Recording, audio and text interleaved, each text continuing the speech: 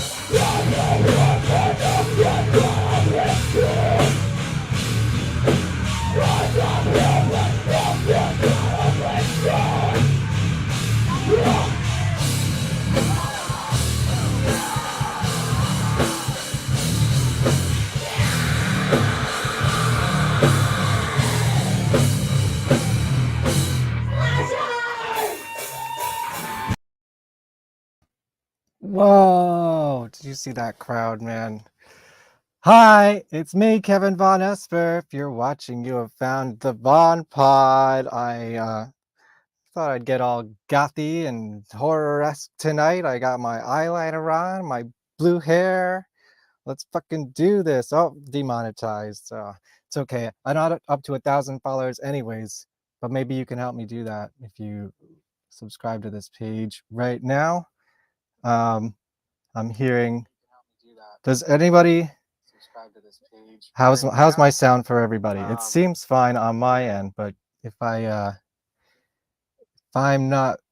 it's not coming out good, let me know. Sorry. I got the final girls. Well, I got some of the final girls today. I got the Sophias. I'm gonna call them the Sophias. I think that's their new band name. I'm going to tell my little final girl story before we bring them on, just because I have seen them do interviews firsthand before, and this might be the only chance I get to talk at all, which is a good thing. It's going to be an easy night for me. Let's hope. And just to remind everybody, we keep it really cool here, even at its most controversial moments. We're here to have fun. Feel free to join in on the conversation respectfully.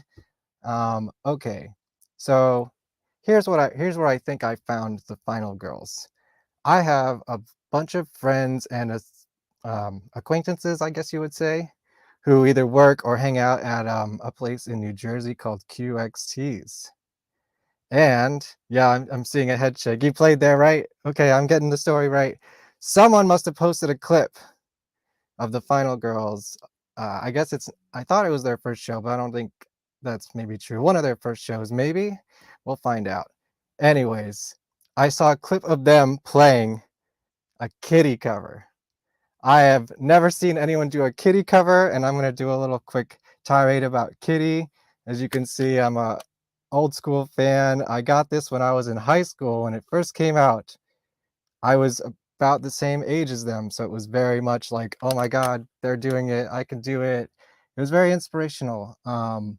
And it was a rockin' record, and they were touring with the coolest bands. They were playing with Slipknot and System of a Down and Cold Chamber, I think. Like, super cool. I did get to see them in the Oracle tour at L'Amour's in Brooklyn, and I since then I've met some of them. I've known some of them. Like, I used to film a band called Suicide City a lot, which was Jen from Kitty and Evan, right? No, not Evan. Billy from Biohazard. Duh, Billy. Anyways, I thought it was really cool. I looked them up. I saw that they were like a horror themed thing. I'm like, perfect. I got to check out what the youth is doing. Maybe there's some hope. And hopefully they're not assholes. I guess we're going to find out if the youth are assholes or not tonight. Are you guys ready for VonPod? VonPod. Welcome to VonPod.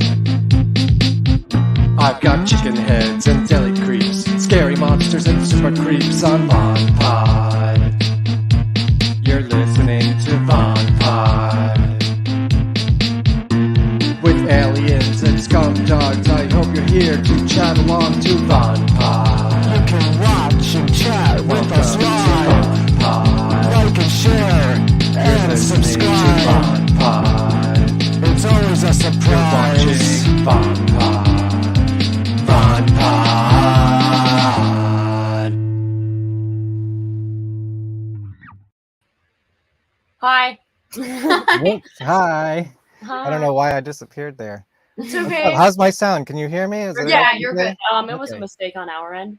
Sorry. Oh, whoops. Sorry. Hello, how are you? Final poop, I see. Yes, We're doing pretty Explain good. yourself. she did that. Whoa, You I did got it. the approval from the other half here. We have the Sophias. We don't have to introduce you individually, right? Because Yeah, you're yeah, both we're both- Sophia. The Does rhythm. that how many people does that confuse? A lot.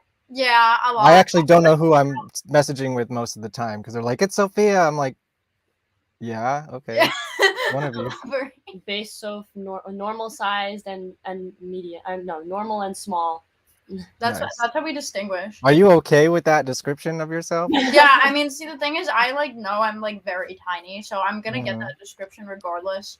So I will say, I didn't quite finish my Final Girls story. I did finally get to see you for the first time at St. Vitus, which is a place that I end up at pretty often. I'll actually be there tomorrow for a show that I'm filming and going to Ooh. enjoy. Savage Master. It's I don't know. She's got a big sword. It's really cool. Really? Yeah, I think it's bigger than Guar's. I'm gonna ask her about it. that's really cool. And I was actually the first thing I noticed about you was how small you were because the videos you guys seem larger than life on stage, and you whip everyone up into a frenzy as you saw in that video at the intro. Itty bitty. Yeah, and I'm just like, no, just kidding. It's okay. Um, It's kind of funny though. How accurate was my story? Was QXT's one of your first shows? It was like in the first. Well, we played first there in August. I think it was like the beginning of August last summer. 2022. But we only started at the end of April last year, so I Mm. guess it was like one of the first 10. For Yeah. sure. And then we Okay. hit there again at the end, or like mid mid-fall, November. yeah. And then that Which was one our did you play, Kitty? Do you remember? The November one, so our second time. Okay. First time. No, Yeah, because someone did backup vocals. Remember? no, that was on Brackish. We played Oracle the second Oh time. well, yeah. We Yeah. actually Oh, I did- saw Brackish. I guess I Yeah. didn't make that. You played another Kitty cover? We played Brackish and Oracle. Oh man, I haven't heard seen Yeah, anything we about only, that one. we only did that like a couple times. And I do have a bone to pick with you. That's the reason I checked you out, and I've never actually seen you play that song live. You always play Sweet Pea when I'm at your shows. Sorry. I'm just a We'll little. play It was another- great, but you know, It's I- okay. I Have wanted you to seen see us the Kitty. play we played darts a couple times off that same album. Yeah. System of a Down. Darts. Yeah. Oh no, I've only seen Yeah, Sweet Pea. I've that's in seen the Sweet Pea like rotation. 2 or 3 times. Yeah, we do The darts. breakdown is fun. We do Mouth for War by Pantera sometimes. We did that Nice. one. Yeah, that was Yeah. a little. That's a good one. Excuse my gigantic We're shots. into the set. We're gonna throw. Should we say them? Yeah, let's Do go it. for it. Okay. You heard it here first on VonPod. What are the girls gonna play next show? This was my pick. I'm really excited, but we're gonna be playing Death Arcana by Crypta soon. I don't know So, what that is. really? Maybe. Yeah, should I'm check it. sorry. Crypta, they are so badass. They're like a Brazilian death metal band, and they used to be called Nervosa. No, it's just some of the members. Or some of the members, yeah, Yeah. some of the members were in Nervosa. Sorry, that's my bad. And now I they're don't know them either. I'm a little lost on modern music. they're really cool. I'm We're stuck also in the gonna 90s. throw a Lamb of God cover in too. Which one? We're gonna throw in Vigil by Lamb of God too at some Oh. point. Yeah. I know who they are, but I'm not that familiar with their catalog. Well, how would you describe your music, I guess? Like our music as a whole. Yeah. I So think I've seen on flyers hardcore, punk rock, Yeah. heavy Yeah, metal. I'm like, I don't know if I they're think all the those funniest things. part is like we usually never specify to people when they're making the flyers. They kind of just like make their Right. own interpretation and put that. But I think the safest bet, like the direction we're moving towards most, is like a pretty solid crossbreed between a hardcore and death metal with like some black metal influences, you know, like stuff like that, like pulling across the board. But obviously, like, you know, the whole like theme of horror persists. But like, I don't know. I feel like we have so many genre influences. Yeah, like I don't know. We were like in like January. I feel like we were trying to go more thrashy, and then like Ash joined us in March, and she's like big hardcore girl, and we are too. But like Yeah. Ash is all about that, Mhm. and then we started like really writing more like those like breakdowns and That's where the Lady M breakdown Um, came from. yeah. and Yeah. Ash I really mean, got in there with the hardcore influence. Also, Ash is on a plane coming home from Brazil. Yeah, right now. Ash was supposed to meet us tonight, and her plane coming home from Brazil got delayed quite a bit. So unfortunately, she cannot be She here. is stuck in but Brazil. Rest in peace. she's stuck in Brazil. She's here with us in spirit. fun fact, Brazil's the only country outside of the US that I've actually been to. Really? Really? Yeah, my brother got married there. Oh my gosh, that's so cool. My uncle Yeah. Elio lives in Brazil. Word. Have you ever been? No, but he's in No. like a really cool Kiss tribute band there. What? Oh, Yeah, That's you funny. told me about that. yeah, yeah. Here's my Brazil story. Well, I went for my brother's wedding, but they were like, "What's the one thing you would want to do while you're out here, like for yourself?" Because I don't really care about the tourist traps in the attractions and stuff, Mhm. like the big Jesus, like Yeah. Mhm. whatever. I was like, "Bring me to just like a local rock show. Let's see what the local rock scene's like." And we went right after, pretty much right after we got off the plane. So I'm like falling asleep because jet lag is crazy from Brazil. Lag. Or from America to Brazil. And we are at this bar and there's a band playing. There's like 5 people there and they're playing all American metal covers. They're like playing Really? Tool and Alice in Chains. And I'm just like, I mean, that's cool, but I mean, I could have seen this in New York. Yeah. That's cool. Well, I mean, I guess it was like at least you need to see it in No, a different place. But metal is Yeah. alive and well in Brazil. Yeah, in Brazil, metal is still Oh huge. yeah. Yeah, metal is Sepultura. crazy. Yeah, you know. Well, I Cryptide. guess it's Cavalera Conspiracy now, right? Mhm. I don't know what they're doing. So, how did, I guess, since you prompted the question before, do you want to tell us the origin story of your band? And you could totally make one up right now if you I'm want. sure Sophia would love to. Or if this is a more interesting question, how do you two know each other? Okay, well, I guess I was jamming with Emily Terzano in like summer 2021. That was your guitar player? Yes, yeah. Yeah. And we were just like jamming under the Final Girl's name. We were still kind of like, we didn't really do anything ever. We didn't really have like a solid set list or anything. We were just jammed a couple times, and How did we you were know like, her? through a mutual friend, but I'm not friends with that person anymore. But Emily and I met, and like we were just looking around for people. And Sophia and I were just talking about that the other day. I don't know how like I actually found Sophia's Instagram, but I found her Instagram. I think I was looking at like, honestly, I feel like I found you through like Chemical X's Instagram or something. Yeah, I mean, I've been like around the New Jersey local scene for I think about like 4 going on 5 years now, and I really only followed like Chemical X from when they were Sick and J, and like Aside from when they were like Cold Blooded Capitals. Like those were the people I knew, and like that was it. I wasn't in any band, so And I it think, makes sense. yeah, I guess I just found you through there. And I DM'd her like in the summer when we just started jamming, and she ignored my DM. And then like October came around, and Emily and I are like, we're not giving up. We're not giving up. So I'm like, Emily, can you try to DM her? Because she didn't answer me. Emily DMs her. She answers. We jam December 17th, and lineup changes. Now it's just me, Soph, and Ash. And we actually have singer auditions tomorrow. Well, we'll get to that in a little bit. Teaser. We'll talk about the singer auditions. You said you weren't in any other bands before this? Or was that true for both of you? Or No. I was in another band, but like at the time, like when actually no, I wasn't in another band at that time. I was in a band. Not at the time, but had you been in previous bands before? Oh yeah, I've been in bands my entire life. I actually, you know, rock that drum kit. I mean, the sound system at St. Vitus is really good, so I got a really good impression of you. It is really compared good. to like we'll talk about the Meat Locker later. I have a whole thing about the Meat Locker later. Yeah. But it's great, cool place, but like the sound is not.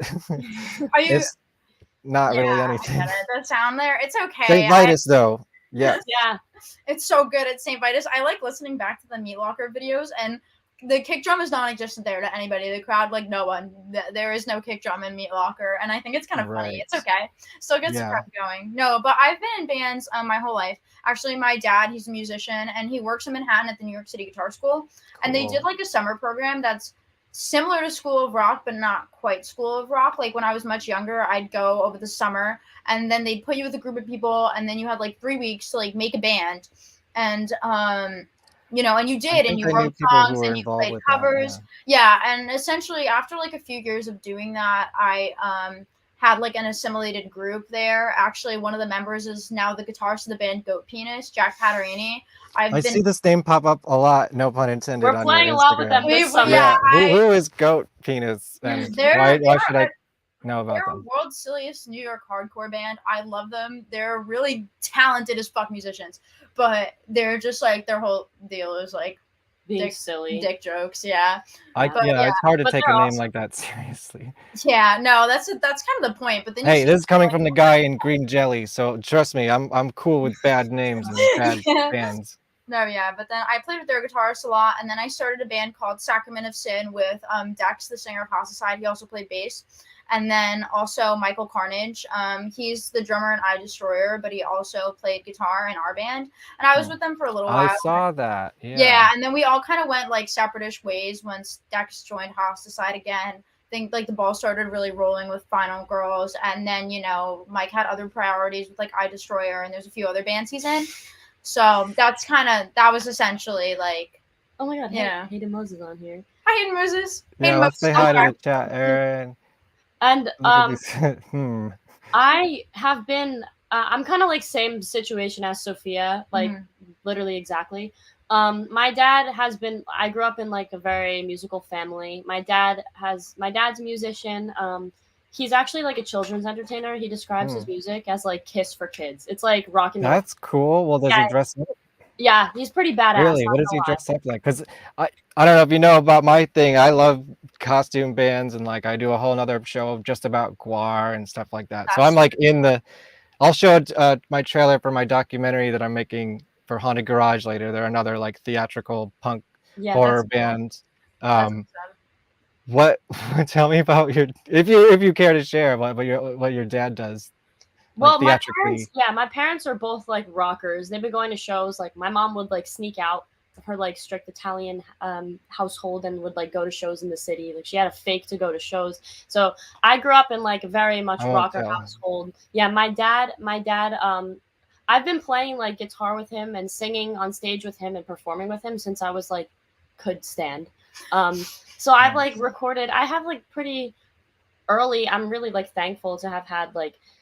Always like instruments around and stuff like that. And I grew up, I'm really like blessed, I guess, to like have, I've grown up in a household like that. But that's kind of just where it started. And I kind of like stopped playing bass around like, guitar around like freshman year, and I was like, like I kind of want to start playing bass. I realized like I'm always listening to the bass in songs, like it's always what I feel myself gravitating towards, and I was like, why haven't I picked up a bass yet?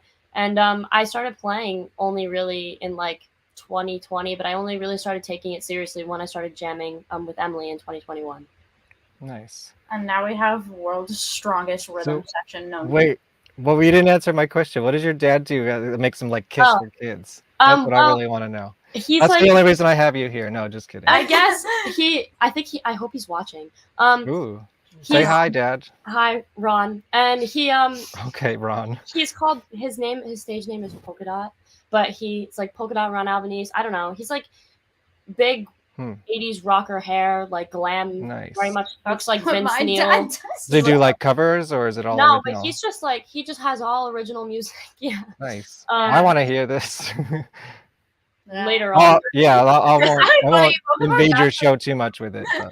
Both of our dads are really similar. My dad kind of does the same thing. Like we always make a joke that we have like the same dad because my dad. Do you think they'll be in a band together at some point? They definitely would, but no, my dad he plays in an 80s cover band. Well, he does like other things too. He writes for like Guitar Player and does like subbing at Mamma Mia when it was like around. But for the most part, he does like wedding bands and he has like 80s and 90s cover bands. And my dad always has like this whole get up, with like the zebra pants and the bandanas and the sunglasses. And you ever steal that stuff? What? You ever steal that stuff? When I was a kid? Oh yeah. Oh yeah. No, what was his was mine. But yeah, the same thing. My dad has a stage name. He calls himself Vinny James Dio. Yeah, instead of Ronnie James. I get it. Yeah, the kids might not get it. No, it's awesome though. I mean, I think we could both say we're really thankful to have like such musical families because I mean, without our dads, we like I just left his house and I had borrowed I'm like, hey Dad, I need another bass for tomorrow, like the auditions, like 3 different songs, 3 different tunings. I was like, hey, I need to borrow Shortcake. That's the bass. That's what I need. And I was like, yeah, I need it. And then Ash needed another guitar, and I was like, please. And it's just awesome. Like he's always been around, and my mom, she comes out to all my shows. Like my family, they're just really awesome. Like they're. I was gonna ask, what did your parents think of your crazy metal music? Oh yeah, my dad loves it. He's always wanted to like be in like an original music kind of band. That's what he did growing up. And my mom did music too. My parents met through being in like a band together. My mom used to do like a lot of singing, a lot of acting, but it was more like theater style singing. So she doesn't really like the music I make, but she doesn't dislike the fact that I'm in a band. Like she loves the band. She loves the fact that I like pursue music to the degree that I do. She loves, having the bandmates over and likes that, we're just such like a tight knit group. She just wouldn't listen to the music on her own time. Right. Sure. Yeah, I get that. Yeah. And tell me, any of your parents have come to the Meat Locker? My dad. Oh no. My dad loves that place. Really? He thinks that thinks it's so off. My dad's like a big punk rocker. My family's like punk and glam. Like I grew up and like Kiss was shoved down my throat, like Ramones shoved down my throat. Like I was like grown. I had like no choice but to become a Kiss fan. And like all that stuff. I saw them a couple times. They're great. My first show was a Kiss show. And but like I grew up in a big punk family. Ramones probably like my favorite band in the world. And my dad he thinks Meat Locker is awesome. He thinks that place kicks ass. He's like, oh, I want to come. Yeah, he loves that place. Cool. He thinks when your dad comes to the Meat Locker, randomly shows I think up. it's so fun. Your dad is awesome. Yeah, we're gonna get back to the Meat Locker later because I have questions about this place. Loud. Let's see. Let me show some slides here. This is like your new graphic here. Yeah, you do that, right? Yeah. I know there's different variations of this, but this is the only one that I pulled out. Yeah. This was just kind of like for fun, for like the cover of like one of the posts we did. We didn't have a picture that fit the flyers, and Sophia made that. Yeah. Plus, I want to do more graphic design. So I know. Do you want to promote yourself here? If anyone has any hit me up for graphic design, I'm very inexpensive. $5 a flyer. If my band is on it, free. That's literally what I charge. Like $5. That's like listen, nothing. that's enough for me to get 2 cans of Diet Coke at Quick Check, and that is more than enough for me. I am satisfied. Well, you heard it. If you get maybe if you say you heard it on the VonPod, you'll get $1 off. Yeah. Yes. I'll give you the extra $1 if anyone $1 actually does that. Yeah, if our band is on it, I give you $1 to make you the font. There you go.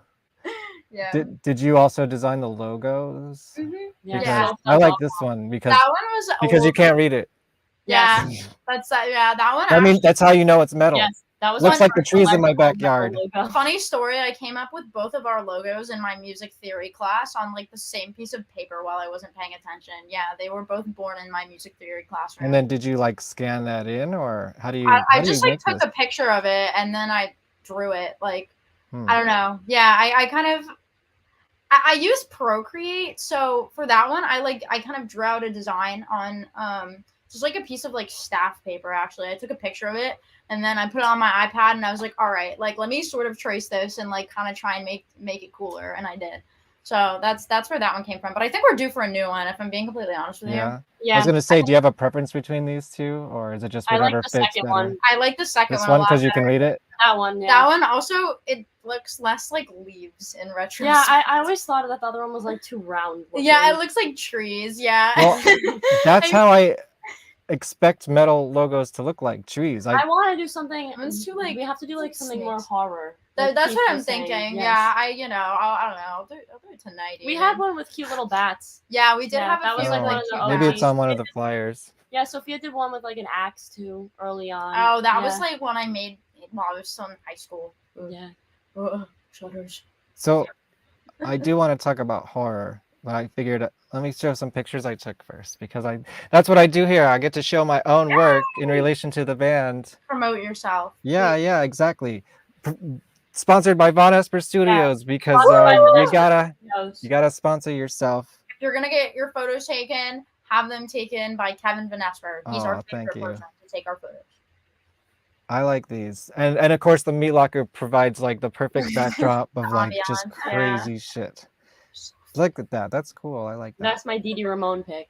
Oh yeah, that totally works. Do you like Rock and Roll High School? Yes, yes. I just rewatched the movie. I'm all I just about got it on Blu-ray recently. Really? Yeah. It's got like more stuff on it than you can ever actually listen to. Yeah, because or I've been watch. watching it on like YouTube and it's the lowest quality. Oh ever. no, you got to get the Blu-ray, the 4K transfer or I whatever feel like it is. I you had know? it like on a CD at one point. On a Oh, disc there's at one point. Kyla. Is that Kyla? Yeah, I met her there. She's She's a sweetheart. I just loved this picture too. So Yeah, that's cute. The gingers. Oh, some no. moody. Emo. Moody. Emo. Oh, and then I love that you used this on a flyer. Yes. Mm-hmm. We And ended up then with a story. Yeah. and then this happened.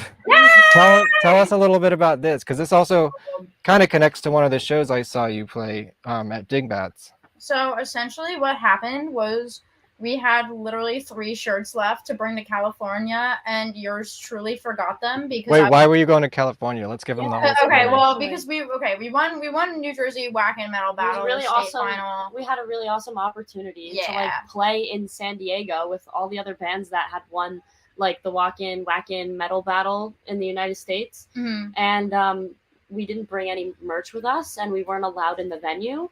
And we get there and I was like, Sophia. Okay, to my defense, I was bringing all of my drum gear plus both of Ash's guitars, but I still did forget the. It's okay, because Um, then Sophia's mother ran to like CVS or something. Yeah, or like Staples and got those printed for us and was like, just hand them out for free. I needed to have one just because, Yes. and I made sure it was autographed too. So The autograph Yeah, ones. yeah, we sat in the car while like one of the bands was playing, like filling them out at the speed of light. Like, come on. We're like Nice. stressing out. That was before we played, right? Yeah, and I also totally had bronchitis in San Diego. Oh, so and did Brianna. Yeah. Brianna had bronchitis too. we were just yeah, that's I why didn't- there's no posts about I videos. didn't realize till I got home. I went to the doctor. She's like, "Yeah, sounds like you had bronchitis, but I'm glad you were able to get over it on your own." Oof. It was horrible. So was it a bad show? Every single time I played one of those whack-in battles, the first time I had like I don't know what happened to me, and I had like 103-degree fever that I got Mhm. that night, and I just like popped 2 Tylenol, and I was like, "All right, do the set," and I had to leave early, so I didn't get to see us like advance, and I think I saw the second one. and then round 2, I got rear-ended, like smashed into Whoa. going to Sophia's house on my way to pick up my gear for the show because I keep like some of my stuff here. We rehearse here. I literally got rear-ended on my way here. And then the California San Diego one, I had bronchitis. So I might have died if I had to go to Germany. So Yeah. maybe it's a good thing we didn't win, because if I went to Germany, I Yeah, feel but like how much press would you get if you died on stage? Yeah. That band from America, those girls, those final girls. Women. Well, are you gonna change? Hey, I only refer to it as girls because it's in the name. So No, Yeah. obviously. I was just making a joke, though. I know, but I want to joke about it Yeah. too. yes. How do allowed you to feel wear- about what that name has done to the perception of your band, or has it? Yeah, that's a good point. Sometimes I think about that and I'm like, oh, I don't care. Like, I think the Final Girls concept, like everything, cool. that was my like idea, and I think it's like so badass, and I don't really care what anyone has. Tell me about the concept. Did you name the band? I do want to know about the band name, because Yeah, that was one of the things that about attracted horror, me let's to it. go. Yeah. Yeah, I'm kind of Sophia's. We're gonna lead into the horror with this one. Yes. I hide behind you and shake my legs, and I'm learning for the band. See, I'm doing it for you. Yeah, I'm like secretly a movie nerd. Like, it used to be not so much a big secret. I used to want to go to school for film and stuff. I was like a really big movie nerd. I have been forever. And like I did like a whole project about like the Scream and like tropes in Scream and like the Final Girl thing, and like I have just always thought it was like such a badass band name. And I don't know. I don't really like care if it like brings like a weird connotation to our band. It's like, I think Well, I the see you play concept- with it on stage too, which I think is funny. Yeah. You're like, oh, we need help. We're just a bunch of little girls. Yeah, like You know, I'm like, oh, that's funny. Yeah, no, I'm I gonna think play it's. with it.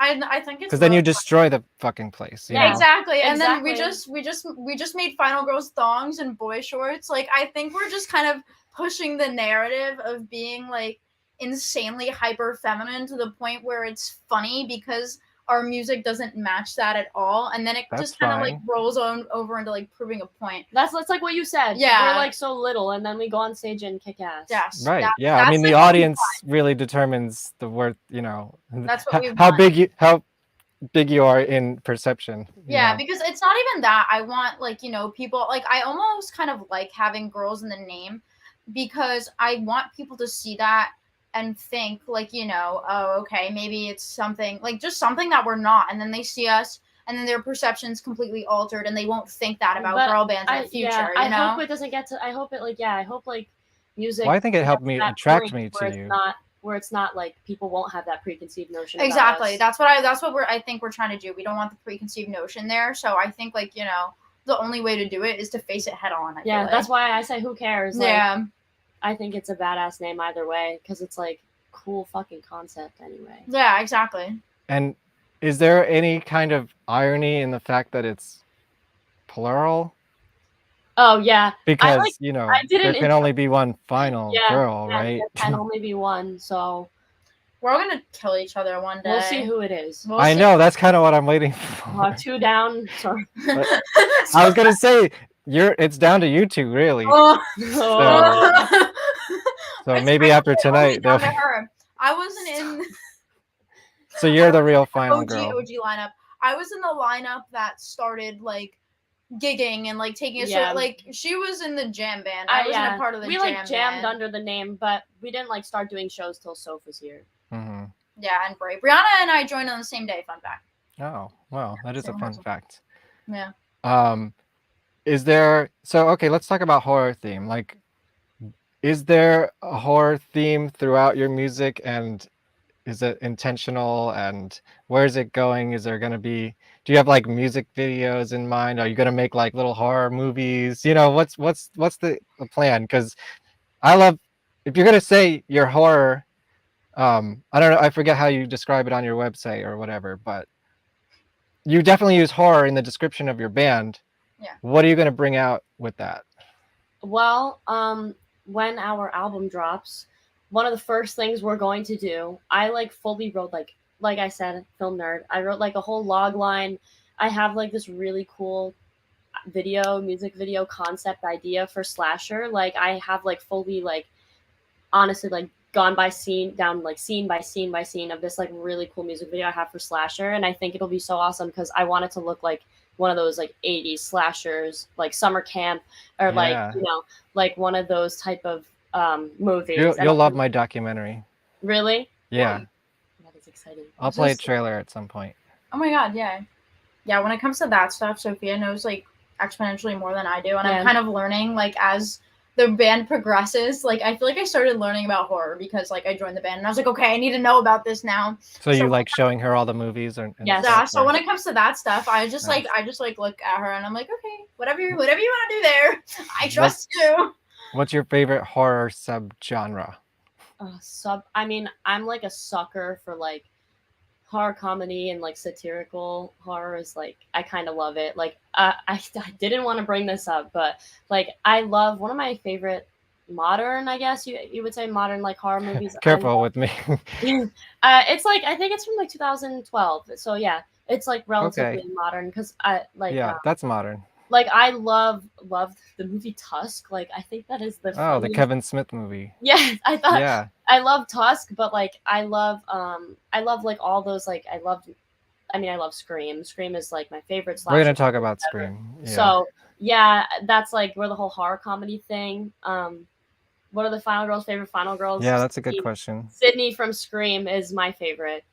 You know, I got a really cool barbed wire tattoo with Sophia impulsively, and then I realized it doubles as a final girls tattoo. So now I'm happy I have a memento of my band on my body, on my arm. Oh, let's see it. Paul Anderson. Can we see it? Yeah, I know. That's what I meant. Sorry. Whoops. See, I'm listening. I taught Sophia. I was like, "You're getting a movie tattoo," and I was like, "I know this because." Yeah, I know. I have a movie tattoo in my brain. Hmm. The boobs. Stop. Wait, what? I heard nothing. Barbed wire. Ah. That's how I remember. It's Pam Anderson's awesome. Man. she is really cool. Okay. I think I asked you this once, not publicly, but what's your Scream ranking? Oh my god, I have a list. Let me pull it up. Oh, yeah, make sure I shoot. can get this. I've seen this list. I tweeted it, and I need everyone. I gotta hopefully I remember mine. I but think I I it's pretty remember the easy. first three. I gotta get on the letterbox for this. Embarrassing. Dude. There's so many of them now. Okay, so I have my Scream series ranked. My favorite Scream is Scream 2.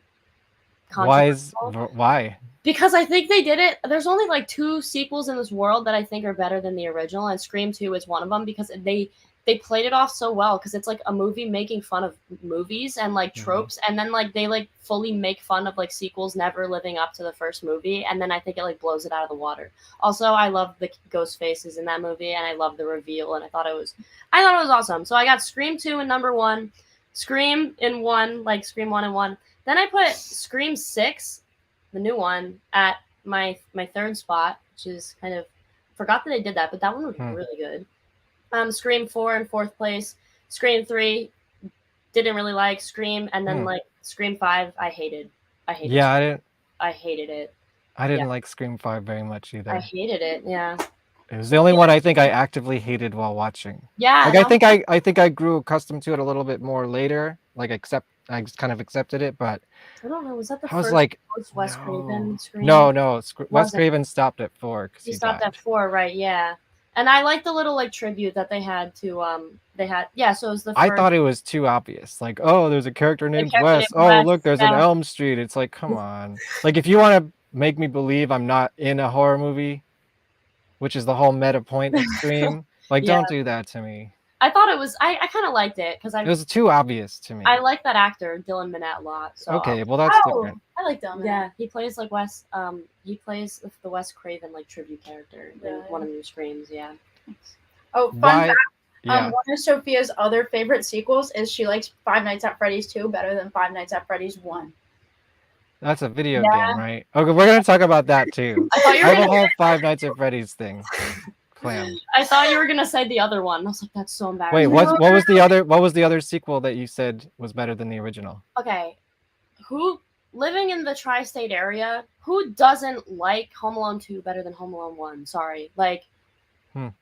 I think It's been a long time for me. like the whole New York thing. I think it's awesome. I think it's super Are silly. you excited about that? Are you excited about the FNAF? movie? We're okay. Yeah, Should we her skip? birthday Should we is skip around to that. that? And also, are you big Halloween fan? I'm not sure which Sophia. I guess both of you. Halloween. Michael Myers isn't my favorite slasher. I like Halloween. I do, of course. I haven't seen but- any of the new ones. Like he's like my 4th favorite slasher. And it's like You got I a list. Okay, what's Yeah. one through 3? 1, 2, 3 is the Scream series. I think that 2 is Nightmare on Elm Street, and 3 is like the Chucky series. So the Like, top 2 are Wes Craven's. And yeah, exactly. And then I'd say like the 4th is Halloween. I don't really, not a big Friday the 13th gal, but Yeah. I still like it. I'm gonna get back to this in a minute. But Ooh. wait, I haven't moved on from Scream yet. Okay. Because how can you not put number 1 as number 1? And I feel like maybe for me, I like literally saw Scream in the movie theater when I was Yeah. a kid, and it was made a big impression, like not only just on me, but like culturally, it like changed everything. Yeah. So we praised Scream 1 in like such high esteem. So for me, and I think people who were around at the time like me, there's no question, number 1 is number 1. I don't know. Like, I think that I mean, Billy Loomis is like such an iconic ghost face, and Stu Macher, like, I hope he's alive. He better. Speaking of FNAF movie and Matthew Lillard and Stu Macher and all that. That's the connection here. Yeah, Yeah. that is the connection. Yeah, he plays William Afton. Yeah, one of the original ghost faces. Yeah. I don't know. I just think it's like so hilarious the way, and I thought Scream 2 had some pretty good characters. I really liked like how Randy had like a little redemption, not redemption, but like he kind of had like a bigger role. Scream 2, and then rest in peace, died right after they made him have a bigger. Yeah, but I don't know. I just really like the killers in Scream 2.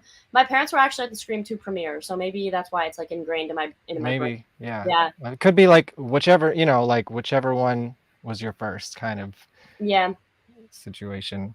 The number 1, like, oh my God, I was probably in middle school when that came out or something like that, and like I would sneak into the theater just to like watch that opening scene on the big screen. Yeah. But that's what I'm saying. Opening scene of Scream 2 in a movie theater. That was cool. Yeah. Yeah, I went last year with my boyfriend to watch with Jada Pinkett like, Smith, right? Yeah, to watch the like 25th anniversary, I think, or like 20th of the. I think I've seen every Scream movie in the movie theater. Yeah, and I was like, I gotta see this. They were like having an event where it was back in theaters for the anniversary, and I was like, I'm going to this. I am going to this, and I wore my ghost face mask because I'm goofy. And I went, and I was like, seeing this opening scene in a movie theater is like crazy.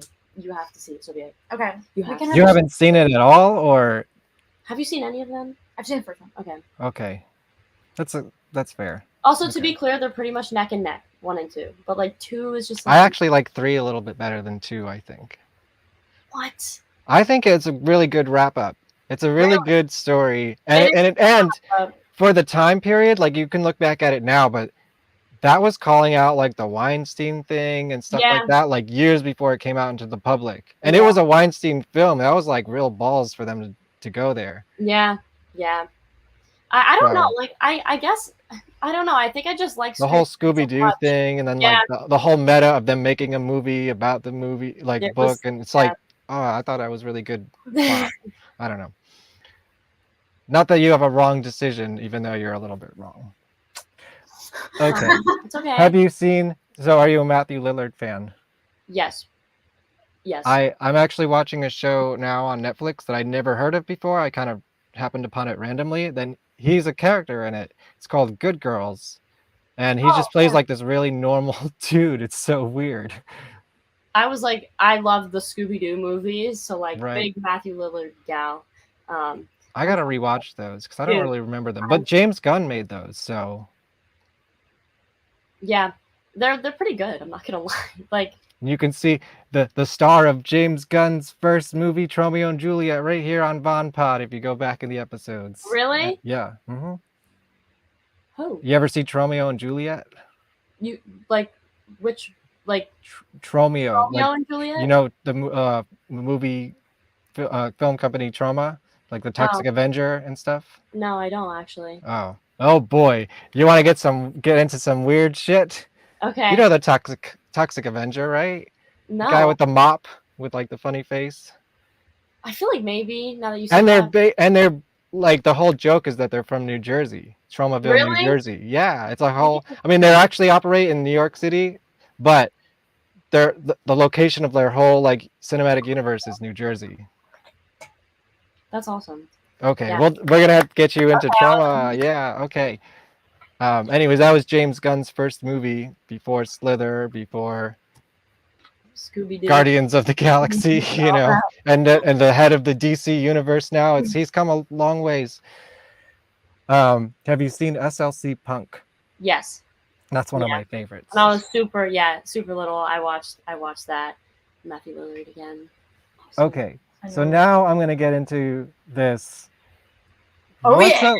Okay, I actually this is interesting because I had never heard of Five Nights at Freddy's that I know of until I went to your show. What? And then you guys were like singing it on stage and stuff, and I'm just like, Sometimes I what is play this thing that everybody's so enamored with? Like the last show I went to, they actually had someone brought like actual masks. And stuff. Yeah, that was Timothy Jimothy Greenman. Oh Yeah. my What? god.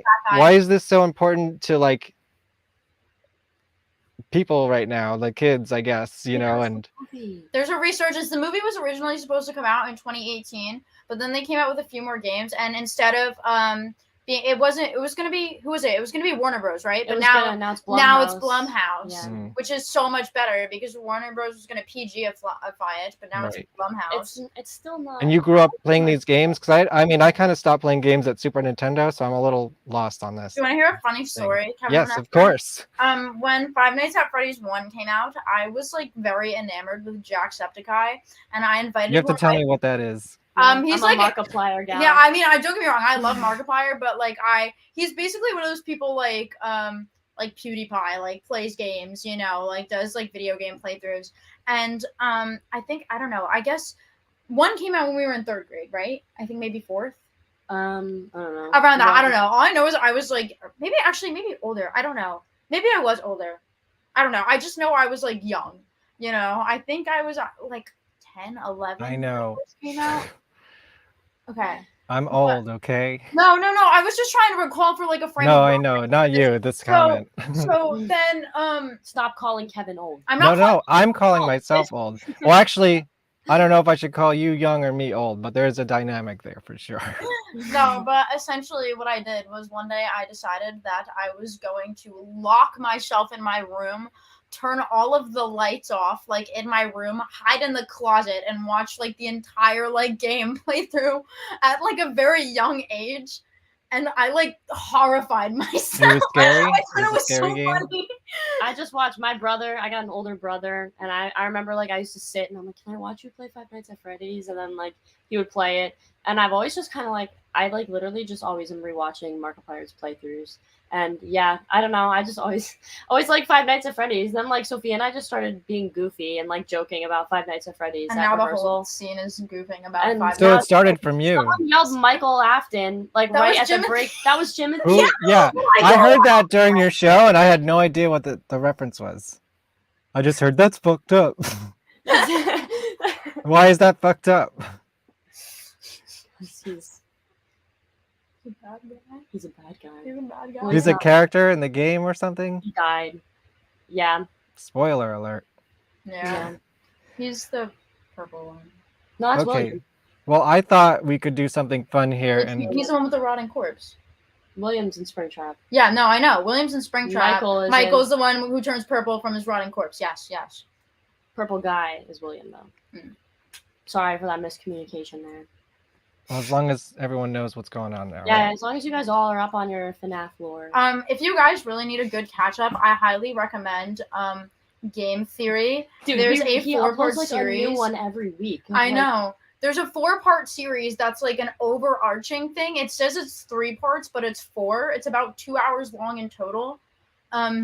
If you need to like remember, like get a good recap to get the timeline in order, it's very cinematic in my opinion. Like it's not just telling. It's literally like, Five Nights at I know Freddy's. he'll make it like really dramatic though with these animations, and he'll be like, "But then, his Yeah. father was not returning," and I was like, "Yeah," but I very highly So recommend. he like that. tells the story of the gameplay, basically. Yeah, it's Well, it's Mm. crazy It's crazy 'cause, complicated. like people like figured it out throughout the games, and then like some of it's confirmed and some of it's still like every new game like people just like add on to the backstory. but- Everything's intentional too. That Yeah. Scott Cawthon does. Everything is intentional. Fuck that guy though, low-key. Why? He's like a transphobe. Oh. I think. Yeah. Uh-oh. Yeah. Anyway, Anti Scott. Well, how would you like to react to the Five Nights at Freddy's trailer? I know it's not new, but Oh my god. I know the internet loves their reaction we videos. can watch it. Oh, I like And- Poppy Playtime too. Sorry, I just saw that comment. Oh yeah. The trailer was good. What's that? Is that a It's- video game? Yeah, I watched Markiplier play that one too. It's just like a little. I don't know. I think it's like set in the 80s or something. Yes. I saw that and I know the guy who designed the puppets in it. Yeah. Really? Yeah. He's Yeah. in my documentary. Puppet and like the doll in the factory and yeah. Yeah, it does seem like kind of like that. It is kind of like one of those. We're not making it through the entirety of the lore in We one night. cannot No, do Yeah, I don't think literally I could 2 handle hours that. minimum. Like there's so much to Whoops, it. I hit the wrong It's button. so much time. One Let me second. pull it up. All right. So I want to know why this is such a big deal. So let's watch this thing. I can't believe that we're doing this. And hopefully it won't get me kicked off or anything. If it's Michael! down, Get like, here! and, The security guard. I will take anything. I think it's crazy that Josh Hutcherson like made his return to acting after Hunger Games in this movie. She's not ready to Like- let it go yet. I will work and you will sleep. I understand. I think this is only showcasing 1 through 3 though. Yeah. Like this is only gonna have. So it's not gonna be lore after. is that going to upset the fans? Yeah. Is that going to upset you? Eyes on the monitor. I think it's gonna be great. My hopes are high.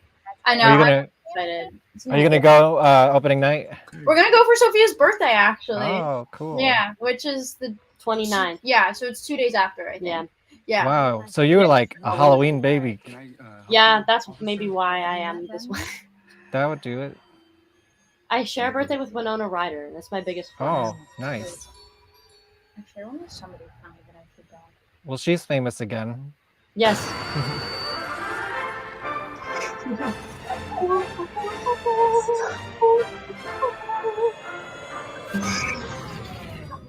They're a band. They're a band like us. I mean, it doesn't look that scary, but it looks kind of silly. No, it's It's scary. PG-13. Oh, Yeah. boo. See, but the thing is, if it were rated R, it would really be mostly blood and Well, it's guts. Blumhouse. Do you think they'll do like an unrated cut or something? I'm hoping. I'm hoping.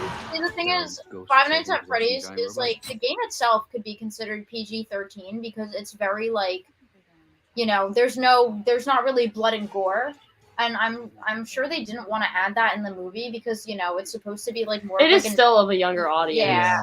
I mean, All yeah, right. it's supposed to be more like eerie. The kids need horror movies too. That's cool. Yeah, I mean, like they create fear without violence is kind of the thing, so therefore Right. it can be PG-13. you Well, know? technically, there's not really any violence in Texas Chainsaw Massacre. It's all mood. What? Yeah, there's like no blood in that movie. Everyone thinks there is because they think of it as such a gory But like, thing, but it's like you actually don't see any of it. that's a good point. Yeah. Yeah, I just watched interesting.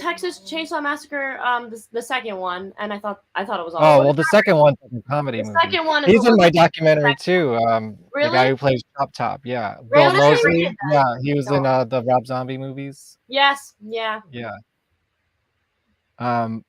Okay, so let's see what people are saying here. I think it's I believe 19. Joe didn't. Doesn't. Yes. Well, I think we're good. I think we did it. Yeah. Who's talking about Yeah, Scott? you guys are talking to each other. Yeah, so we're just see PETA. I can't believe like that's what Josh Hutcherson is coming back to acting. Like that's crazy. Horror game Yes. like Slender Man. Yeah, that's wait. What is It's like- Texas Chainsaw Massacre rated? R. Well, I think there was just PG and R back then. That's from like the 70s. Yeah. Oh, I forgot Bubba in my ranking of the slashers. Bubba, is that from Five Nights at Freddy's? No, he's Bubba from Texas Chainsaw Massacre. Oh, okay. Yeah, I forgot him in my ranking. Well, usually it's Leatherface. Yeah, I call him Bubba. He's Bubba. Okay. I didn't make that up. That's his name. But Leatherface, Bubba, I don't know. I don't know where I'd put Leatherface, not gonna lie. I kind of feel bad for him. That's why he's like, I don't know. I gotta rethink my top 5. Well, Nightmare on Elm Street was like one of the first horror movies I saw. you know, My Freddy's mom. I know Freddy's mom. She lives around here by me. Really? Yeah, she's like in number 5, I think. She plays Freddy's mom. And you know her. Yeah, she's like in the neighborhood, sort of. That's so weird. Yeah, I'm hopefully I'll get her on this show at some point. That's I did shoot something for her. I don't know if I got my IMDb credit for it or not. I'll have to look at that. Since I guess we'll finish our horror movie discussion. You want to see the trailer for my doc and give us a little minute break or something? Yeah. 2 minutes. All right, let me pull it up, and then we'll have like a minute break. I gotta pull it up though. It's over here. That was very interesting. Thank you for letting us know. I read in the comments. What did they say? Did I miss something? They're talking about Texas Chainsaw Massacre rating. and how they were trying to make it a PG rating, but Motion Picture Association rated it. Yeah, it was all mood. It's like you know that she just got hung up on that meat chain, but like you don't actually see it, but like it's still disturbing to hear and that's think what about. I think about. Like the first one, now that I think about it, is really like you don't see much of it. And it is. No, you don't really at all. And then the last one is like a bloodbath. Yeah. So, you know. Yeah. All right, here, I'll play my trailer. You guys can react to this one. Okay. There used to be discussion about the importance of danger, chaos, the possibility of something happening that really wasn't on the schedule. Mr. Dookie Fly Swatter and the Haunted Garage!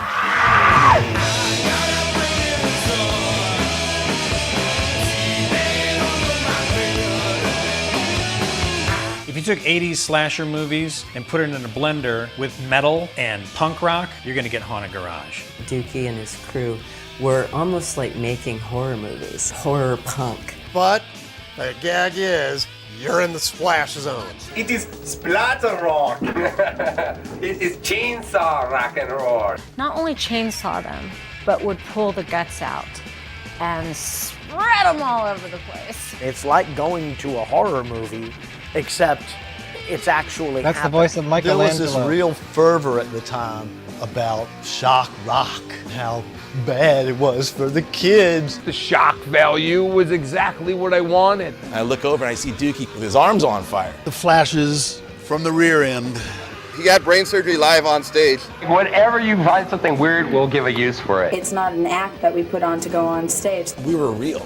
There was some shit being exercised right there. That was the raw stuff. You walk out of there feeling like you've maybe left the planet for a little while. Their legacy is they were unique. They did things that weren't being done, and they did things that were outside of people's comfort zones. Dookie was always just ahead of his time on that. But it really rocked hard. I mean, he had really good musicians in the band. We didn't want it to be only this deep. We wanted it to be this deep. It's Haunted Garage. That's the whole point of taking things too far. They just were doing it to have a good time and make you laugh. It was always fucking fun. Actually, we're a lot more stable than I think Bill Cosby. I don't know how to explain it. It exploded. Paul Stanley and Gene Simmons. Tom Waits was there. We flying Axl Rose. When you're sitting between Dookie and Elvira, it doesn't get any cooler than that. There were lines around the block to see Haunted Garage. They were the it band at the time. Those guys were gods to who they were gods to.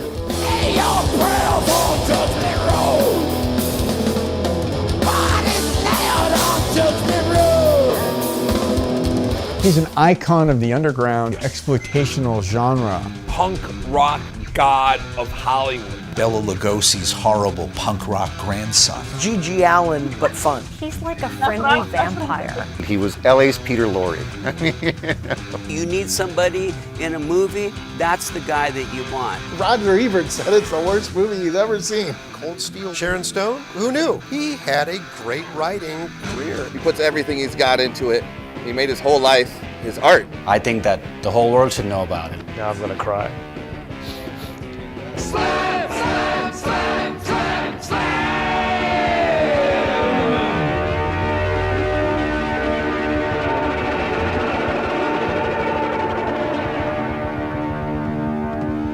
Wait a minute, you're gonna get this.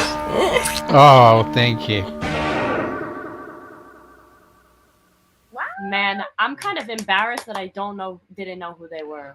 Well, you and everybody else, and that's why I'm making this, because the world needs to know Like, yeah, they were on Metal Blade Records with Guar and stuff like that.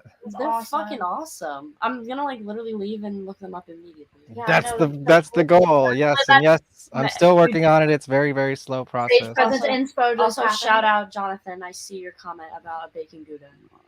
That's my coworker. Sounds good. My Starbucks coworker. I don't know if we want to get into that. That might be an off-air conversation. Yes, we'll keep that off air. I want to talk about. Well, first of all, this is my next slide, and I thought this was another thing that happened with my photo shoot, and I don't think I had ever anything I've created. I don't think it had ever become a meme, but that's Zach. Whoever made this, Not Zach. this was like the next day or something. I was like, oh my god. Yeah, I don't It know if was you so ever see that funny. guy's stories. He makes memes out of literally everything. Like all bands, like Yeah. any band that he books, none of them are safe. Not even his own. None of them are safe. Yeah, he makes memes out of literally everything. The Like kitty his at whole home. story, it's like you tap through. I and loved it. it's- I laughed. Yeah, I hopefully you laughed as well. He books at Vitus. He does a lot of Oh stuff. yeah? He's in a lot of local bands. He does What's he does a lot. does he work there normally, or is he just booking there? Yeah, I think he does both. I mean, he booked Necro Fest there. I was there afterwards. Yeah, I know you were there the day after I got. Yeah, you went to the hospital or something, didn't you? I saw your stories, and then I knew that was happening, but I didn't put it together that it was at the same place as the party I was going to. And then I saw all the metal people outside as I was going in. I'm like, oh, they were just here. Yeah. What happened? I did go to the hospital after that. I missed Sanguisugabog for the second time. Fun fact, I'm not even trying to see them anymore because I've noticed every time I try to see them, I don't know any of these bands, but I'm That's sure okay. they're They're great. like a slam grind band. But yeah, essentially slammed my head into a monitor. Hematoma the size of half a tennis ball right here, right above my eyeball. I ran outside. I freaked out. It formed literally instantly. I slammed my head. I ran to the bathroom in a matter of seconds. And I looked at myself in my phone camera and was like, I like big old ball. like it was so bad. It was enormous. And I go outside and I see this guy with like a can of Monster. And I was like, and I'm holding my face like this. He's like, dude, what's wrong? And I move my hand. He's like, oh my god. And I'm like, and he's like, here, take this. And I put the cold can on my head. My boyfriend's still wondering where I am. And I'm like, dude, come outside. And so my boyfriend comes out and I'm like, look, and he looks at my head and he's like, holy shit. And I was like, okay, I'm thinking I need to go to a hospital right now, but I'm also in the middle of Brooklyn. So I called my mom and I was like, know any hospitals out here? And she's like, what the hell did you do? Because this is the second time I got sent to a hospital at the show, at a show, fun fact. What was the first The other show? one. When Was it your foot? Yeah, when I drunkenly wrestled Brianna in the pit at the meat locker and didn't realize that my ankle was Was it your show or someone else's show? Oh, it We was played mine. that. We played that. Yeah. Mine.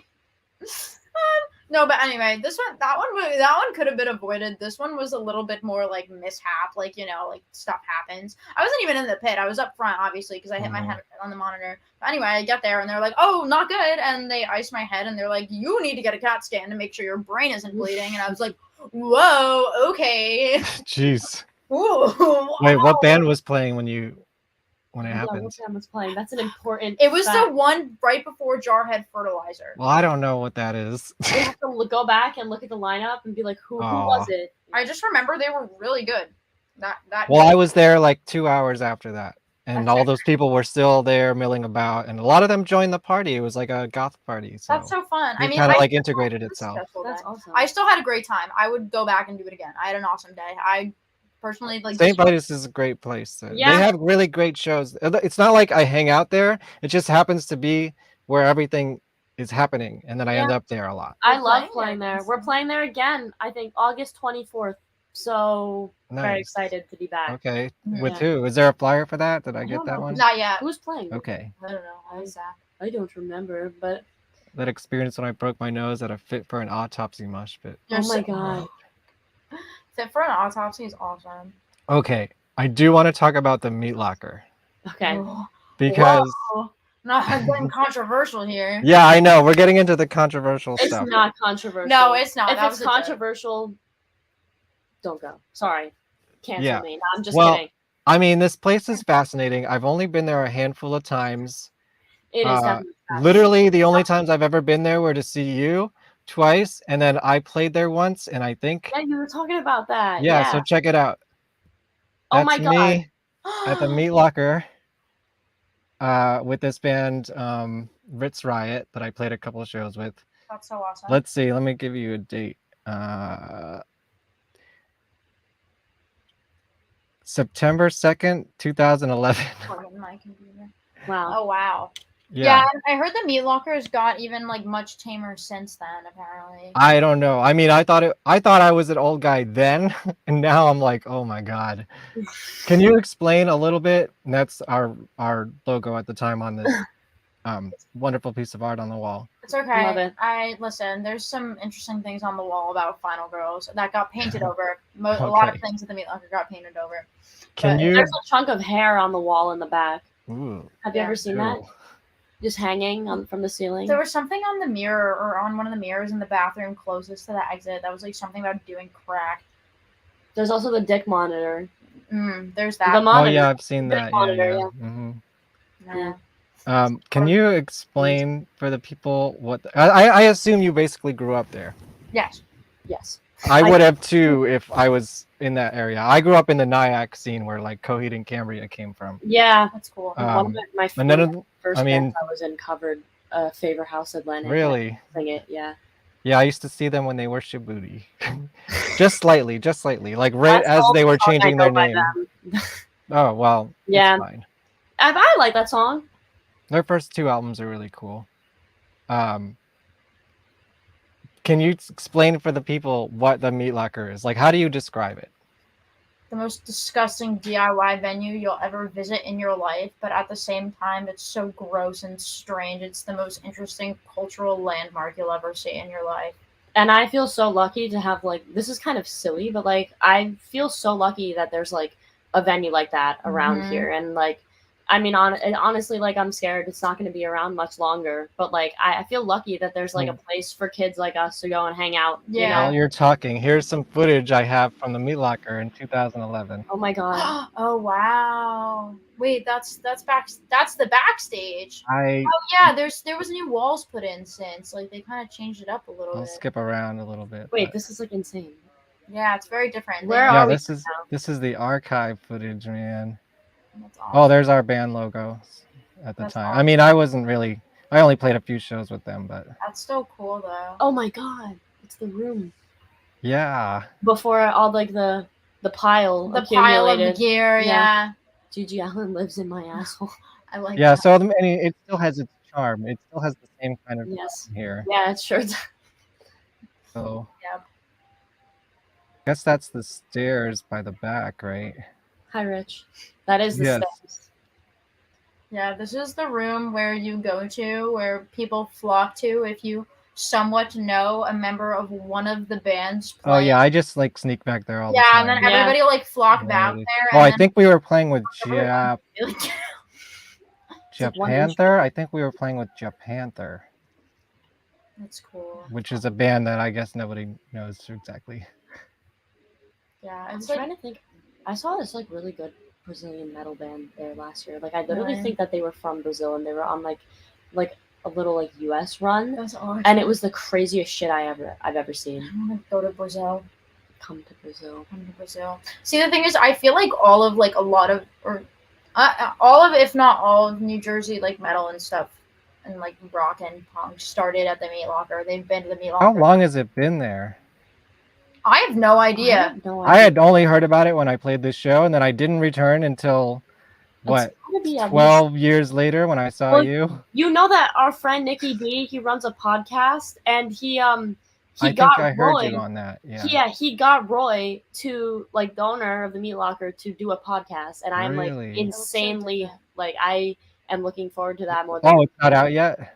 I don't know. Yeah, not yet. I'm almost looking forward to that more than the Five Nights at Freddy's movie, honestly. Yeah, I want to hear. Yeah. They recorded it I though? want to know. I want to hear what he has to say. People like playing. I feel do like, what, too. 90s, maybe. Yeah, 90s maybe, definitely. Yeah, at least 90s. Yeah, because there's just so much Wow. dirt in there. Just interaction. And he's really dedicated to keeping this place open. I can't believe it's still open because I don't know how much longer, man. yeah. I hope. Check it out. Look at this. I wonder if the I guess restaurant's it's still pretty there. much. Oh, it's a divine. I can't Oh my tell. god. Yeah, wow, there it is in all its Yeah. glory in 2011. And then, oh yeah, there we go. I wonder did get the establishing shot. Yes, I was a smart filmmaker back then. Yes. All right, but there's the cool part is here's me playing there. I guess the sound's not very good, but Sorry, I'm getting excited.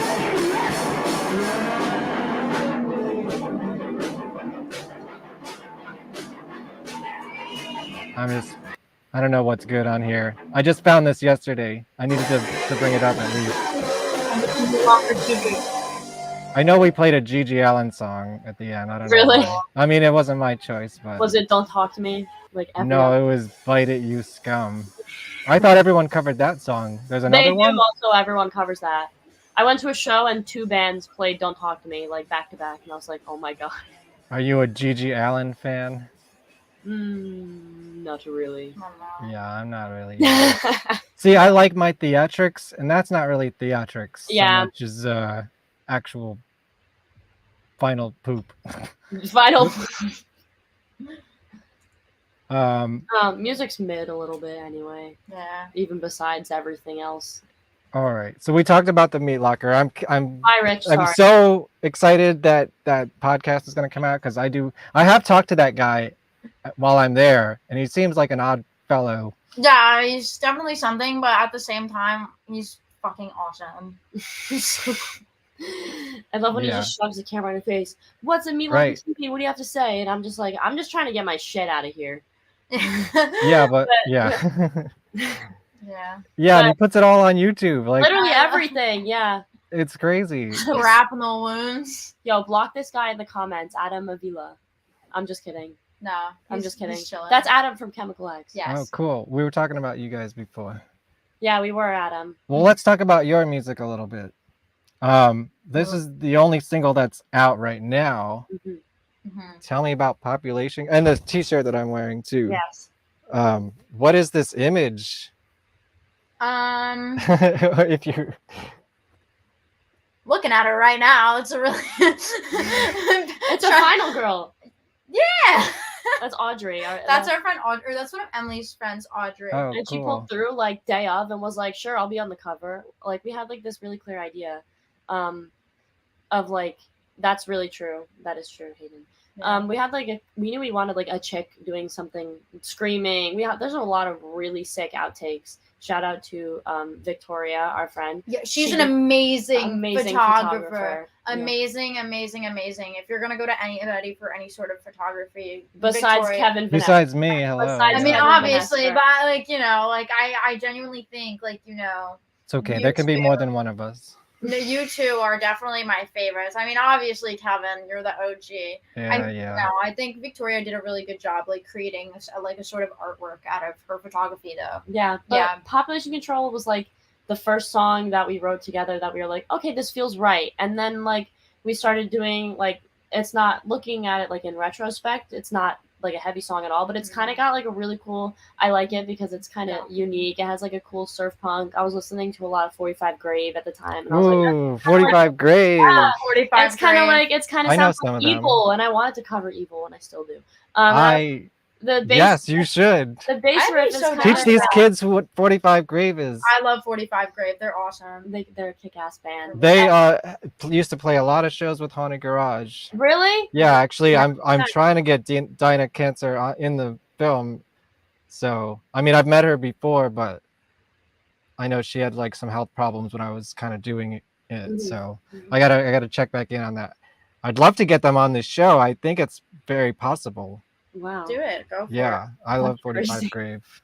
Oh, yeah, but Population Control was kind of like, I mean, lyrically, like, was just making fun of the fact that overpopulation is a myth and that there are plenty of resources to be distributed that are like hogged by wealthy people, but the song does the exact opposite of that and like makes fun of it by saying like, we're gonna eat people. Yeah.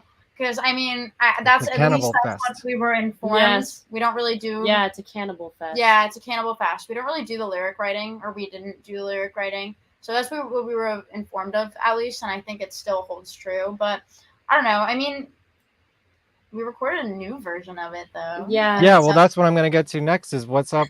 I know right before I shot you the first time, I think that week had recorded an EP. What's going on with that?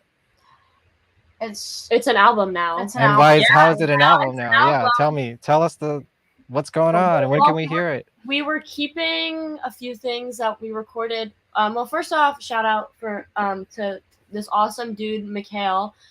He literally records out of like a home studio, and he kicks so much ass. He puts his whole heart into it. He puts his whole heart. He really loves the music, and we went in. We had like 2 10-hour days. Yeah, about that 10-11-hour days. And we're like, we want to record 6 songs, and then we wrote a really kick-ass song with Ash, and we're like, if we have extra time, let's record this. And we did, and we're like, we're not going to put on the EP.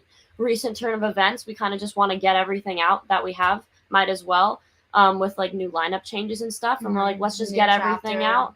And now we were like, all right, this is too long to be an EP, so it's 7 songs. Yep, a 7-song album. Yeah, Mikhail's really awesome. It was actually really cool. Sophia and I like managed to shell out 7 songs on bass and drums in one day. Yeah, one day. It was really, did that. yeah, it was really freaking cool. No, but I'm really excited for the album to come out because I definitely don't think anymore the single that we have out at the moment is a very good. No, it's not really. It's not not, as a whole. I mean, it's cool, but it's not your whole. It's not what, it's not who we are anymore. And exactly, and this album is gonna show like where we've progressed, and kind of hint at the fact that we've really only been getting heavier and heavier and heavier.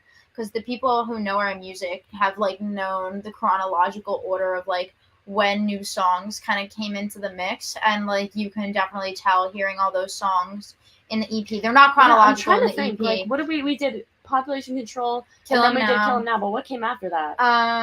Was that, I don't even know what came after that. Was that Vendetta? Population Control, Kill 'Em Now, Vendetta, Just Give In. Is Vendetta and Just Give In 1 song or 2? 2. It's 2. Okay. It's gonna be 2, but it's smushed into like. Because I was confused about that. we like to plan together so that we have a tighter set.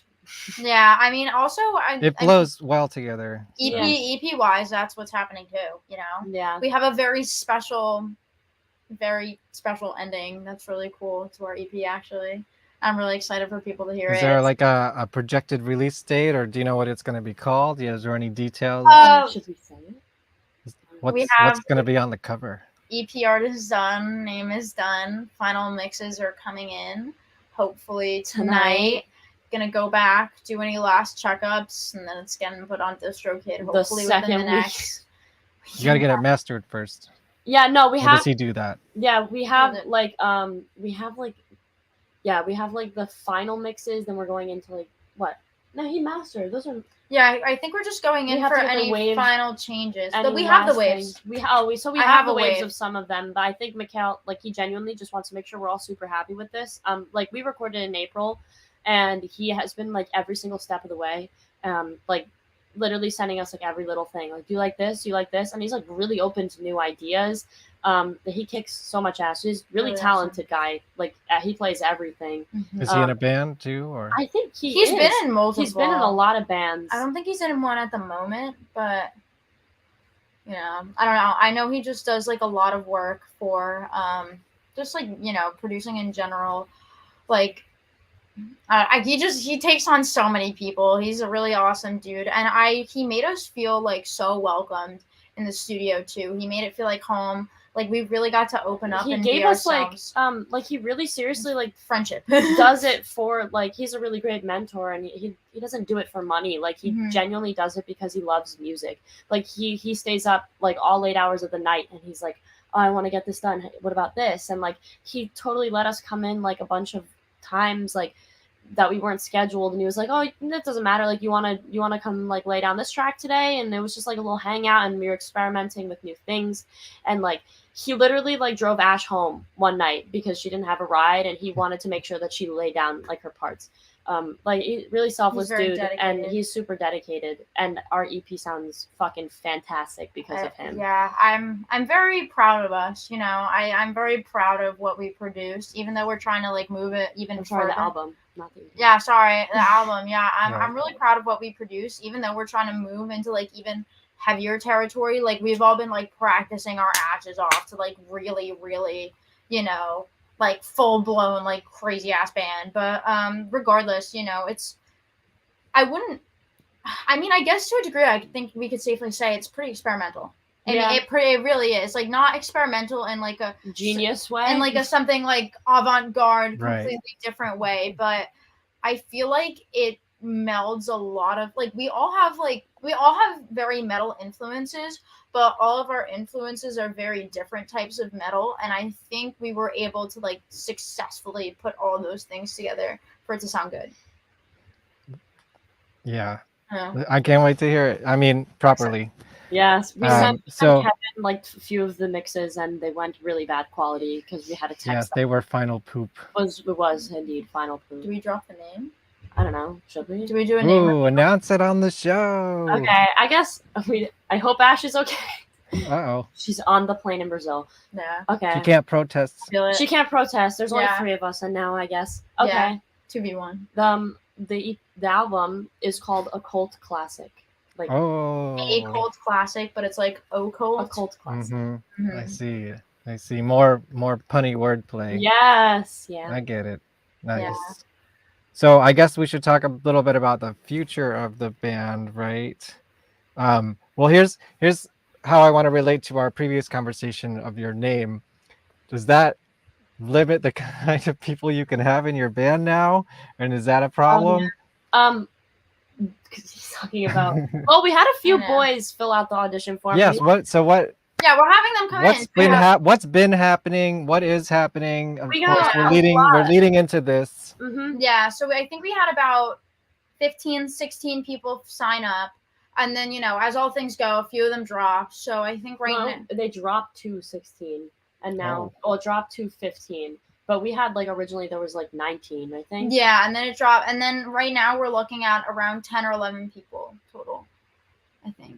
And this is happening Wait, tomorrow. actually- Yeah, No. literally tomorrow morning. I'm coming back here in like 10 hours, and we're running. Maybe it is more. I'm sorry. That's my bad. I was thinking like, you know. We just have like I was 10 thinking just hours tomorrow. straight. I'm thinking about Ash coming home from Brazil at 7 a.m. Oof. And we have then she's like literally coming here and doing 10 hours straight of auditions, and then we That's have gonna some be on rough. Saturday. We have some on Saturday too, because like I don't know, we like were hesitant to like close the form after we got enough to fill one day, because like you know, what if you never know? So like, Yeah, exactly. we opened it up to Saturday too, and like and we got like some people coming in Saturday. filling up so- Saturday. Yeah. So but back to the question, I guess. Yeah. You people that are not girls, we have like there's a few I know non-binary people coming to Mhm. audition, like really basically no cis dudes. Sorry. Yeah. That's just the dealio here. I mean, like it's not something we really like. We never really like to play into the gender thing a whole lot because It is in it your always name, works though. against us in the end. But like when I started this band, I like had never been. I always wanted to have like a group of girls to play music with, and it was really hard to find people. And I don't like want it to be like that, and I don't want it to be like girls or like anyone is like put into a box by their like gender identity. You know, that's like so stupid. So yeah, we got a few different people coming to audition, so we'll see. Are you excited? Yeah, I'm really Are you excited. scared? Excited? What's the? Do I'm- you have an I'm- idea of like the people that are coming and what might work out? You don't have to reveal anything. Some of But the contenders. We have there's a few exciting people that have worked on like other stuff locally that I'm like, okay, that's pretty cool. And then like there's just some people that have like our friends that we know, like our singers. There's some people we have like never heard of, and I'm just really excited to meet all these people and like see what they have to bring to the table, and like the way they interpret our music, you know. Yeah, and you know, it's exciting. It's like to like, I'm really looking forward to this new chapter for the band because you know, I feel like in the coming future the possibilities we can reach are less limited, to put it in the best way possible. You know, we have a lot. We can progress at a much faster rate.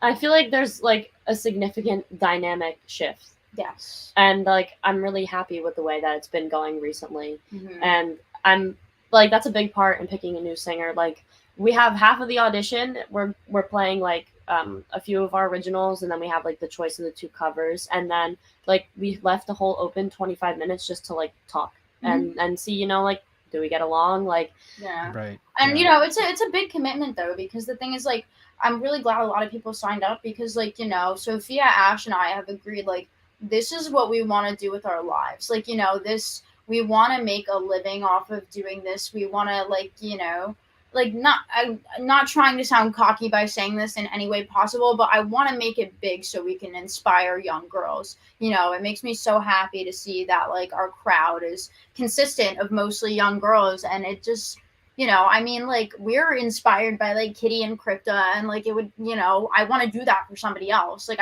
we want to be that band for somebody else, and it's really heartwarming to see, you know, like the response we get, you know, even from like a very like male centric crowd too, you know. Every time I've seen you, the crowd goes nuts. Yeah, It's impressive. and I'm it so wasn't just a grateful. fluke. You know, I feel especially very dedicated to this band, because, you know, I feel like a lot more calm than the Nikki D show. Yeah, that was bad. That was really bad. I feel like we're very lucky. We've seriously been given a gift with, like, you know, how, like, the audience response that we've had, and the opportunity to go to California, and I feel like, you know, we very well might actually have a good shot. Running so with it. we're trying to, we're just running with it as far as we can. We'll you see what know, happens. we all put our everything into this band, like our every last cent, breath. And like I love playing Yeah. music. I love playing music. Media training paid off. I love. Yeah, this is a lot more calm than the other interviews I've seen you do. Yeah, that's because Maybe it's because there's less of you here today. yeah, I don't I know. guess. You guys like I really worked took this over. morning. Yeah, I'm kind of honestly, I'm so tired. I did a lot Maybe. today, but I guess So I that's saw you fine. do that show outside the meat locker. Oh, that was. I don't remember insane. who that guy That was was. Timothy Green. That's the guy who brought the 5 Nights at Freddy's masks. Okay. Yeah. Yeah. And then I also heard the podcast you did. I think it was Nikki D. Yeah, I Yeah. apologize Yep, for that. sorry. That was Yeah. insane. Yeah. I'm going. That was so bad. That was I was really upset when Nikki D was like, "Oh, this broke like listening records." I was like, Why? "No!" I couldn't even listen. He was like, "Can you guys listen to it back and like approve it?" And I was trying to listen in my car, and I have like the bass all the way up in my car because I'm like a bass player. You know, She has I want to subs hear it. too. You know, and I was listening, and I literally got like it was like the fucking loudest thing, and I'm like, I can't even listen to this. I literally can't even listen to it. It was so bad. I was like, I'm not listening to that. It was insane. I got through it, but I listened to podcasts like faster, like at 2.5 or like 1.5 or 2 times the speed. Oh, I'm sure we sounded so funny. Yeah, I'm Just sure. I crackling probably had with to slow it my back microphone down for you. Yes, the Yeah. ASMR. I was eating them, and I was like really self-conscious. I was like, "Oh fuck, they could probably hear this in the mic." And I just went up and did it, and then we all started doing chip ASMR. Yeah. What did they say? IDK, who in their right minds? But Yeah, I was doing it because he was like, I don't listen to podcasts in my car. That is weird. But he was asking me like, oh, like guys, like, is this good? Like, I need to know, like, is this okay? And I was like, oh shit, I gotta answer this guy. And Before it was out or after it was out? before it was out. Because this one's live. It's already out. Yeah. Sorry. That's okay. I kind of like it. That was Yeah. fun. It's fun. I've only done one other like live interview before. Oh yeah. This one's better, right? Yes. Great. Yeah. Because it's It Kevin is. Right answer. Vonesper, Yeah. Obviously, I love Kevin. Let's talk about. So, are you gonna have a singer for these new shows that are coming out?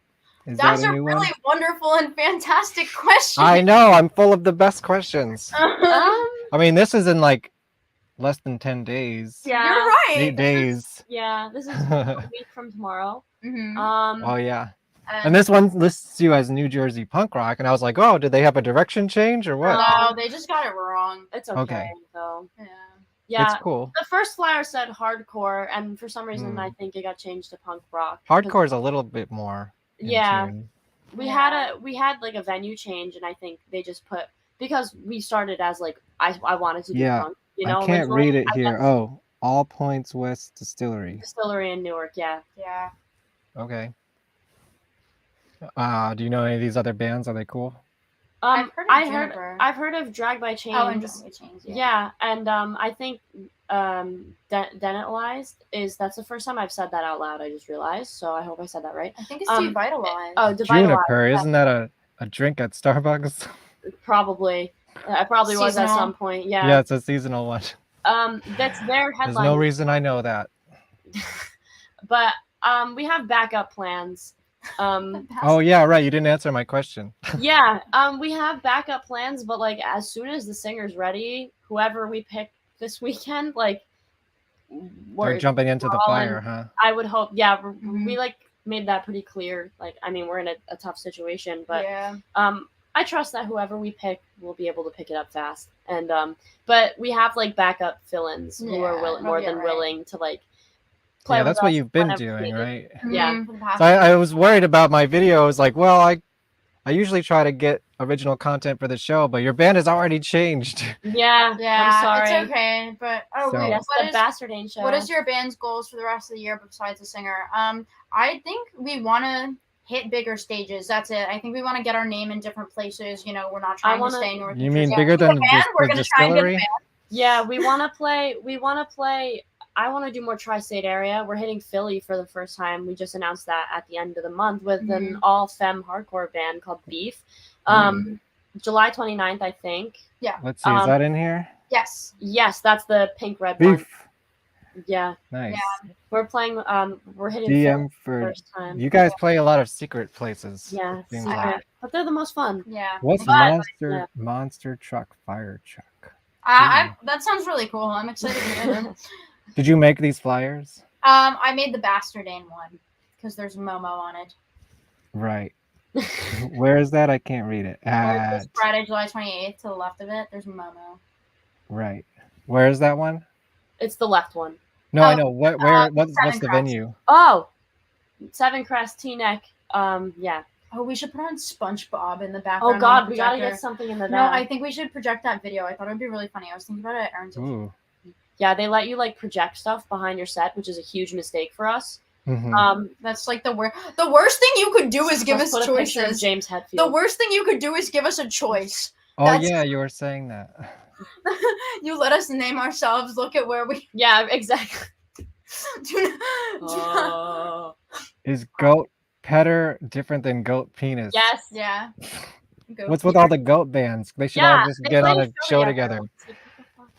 Yeah. I don't know. They have no correlation. This is at a VFW. Man, I haven't been at a VFW whole show in like 20 years. Yeah, I was recently that Regicide Chemical X album release, the EP release show. That was fun at the VFW. That was fun as hell. And I'm like, I always see these videos of these like old hardcore bands like tearing the fuck up a VFW, and I'm like, yeah. And then now we're playing North Bergen VFW. And this one's cool. The Mercury Lounge. I photograph a party there every month called the Red Party. There's dog hair in my mouth. Yes. I'm sorry about it. So the Mercury Lounge I'm at a lot, and it's right next door to a big place that's closed, but the lights are still on, so you can have a good picture outside of it, called The Bank. It was a legendary goth club a little bit before my time, but there's some history in that corner. Have you ever been to Mercury Lounge? I haven't been there yet, but I've seen like some of our friends play there, like heard of our friends playing there. That's kind of on like our venues we want to hit list, so we are getting. They're doing 18+ shows there. I guess so. That's news to me. You might want to double check that one. Probably. Honestly, wait. Broadway was 18+ too. Yeah, right? the Broadway insurance thing. Yeah. Yeah. Wait, can I say the exciting venue we're hitting in October? Yeah, sure. I don't care. Okay, well, in October, I'm so excited. Right around Halloween, we're playing the House of Independence. Do I have a flyer for that? Not yet, but it's a fundraiser. You got so many freaking shows coming up. Yeah. There's still more. I still have to make one more flyer. Yeah. I don't know how updated this is, but there's a lot more. I think it's missing only like a 3 or 2. Yes, and don't tune in tomorrow when I had the wrong date that I gave you. because this is happening now. Yeah, that was It's that was okay. kind of my goof too, but it's okay. That's all right. I think I don't know. Whatever. That was my goof, I think, mostly. It's okay. People still came. I think my favorite funny Mercury Lounge story is, okay, I saw a sort of like a secret show there once for, Mhm. do you ever heard of Beefy Dobson? She's like a Canadian pop star. And Tara I don't from know Kitty why. is in her band. Yeah, I feel like I know. That's what I was gonna say. I feel like I've heard of that name before. Like it's so. I've definitely Yeah, heard. well, Tara from Kitty's in her band. I don't think she was at the time, but I went to like this secret show there, and like everyone was waiting online, and these kids who had only, or I don't know how old they were. I'm calling them kids because they had never been to a show before. They'd only been seen like big places. They Yeah. probably Right. saw like Britney Spears or something. They're like, "Oh my God, I wonder what the seats are gonna be like here," or like they're wondering about the venue, Yeah. and I'm like, "It's a bar." You're standing. Like it's literally at a bar, and then like, there was only like maybe 30 or 40 of us, and they went in, they rushed to the stage, and it was just like, oh, it's just a room with a stage and a bar. It was hilarious to me. But I got to meet Fifi Dobson, and then later I think Tara from Kitty joined her band, and I had a whole experience with her when she was playing in my friend's band. I don't know if I'm allowed to say what it was, but I was filming them at the time, and That's so awesome. I got to have a whole like car ride with Tara from Kitty. That's my awesome. other Kitty story. I think. Do you know Suicide City, the other band I was talking about? I haven't heard of them. Suicide City was this band with Jen from Kitty, the Oracle album. Right. I don't know if she recorded it, but she toured it. She started a band after Kitty called Suicide City with Billy from Biohazard. Yeah. Mhm. And they were fucking awesome, and there was never a rock band since then like them in New York, and I miss them so much. I used to Really? go see them all the time. I would film their shows. Like That's awesome. Billy wanted to produce my record at some point. Oh, that's Maybe really cool. I don't know if he wanted me to pay him or not. It could have been a business deal, but either way, I was honored.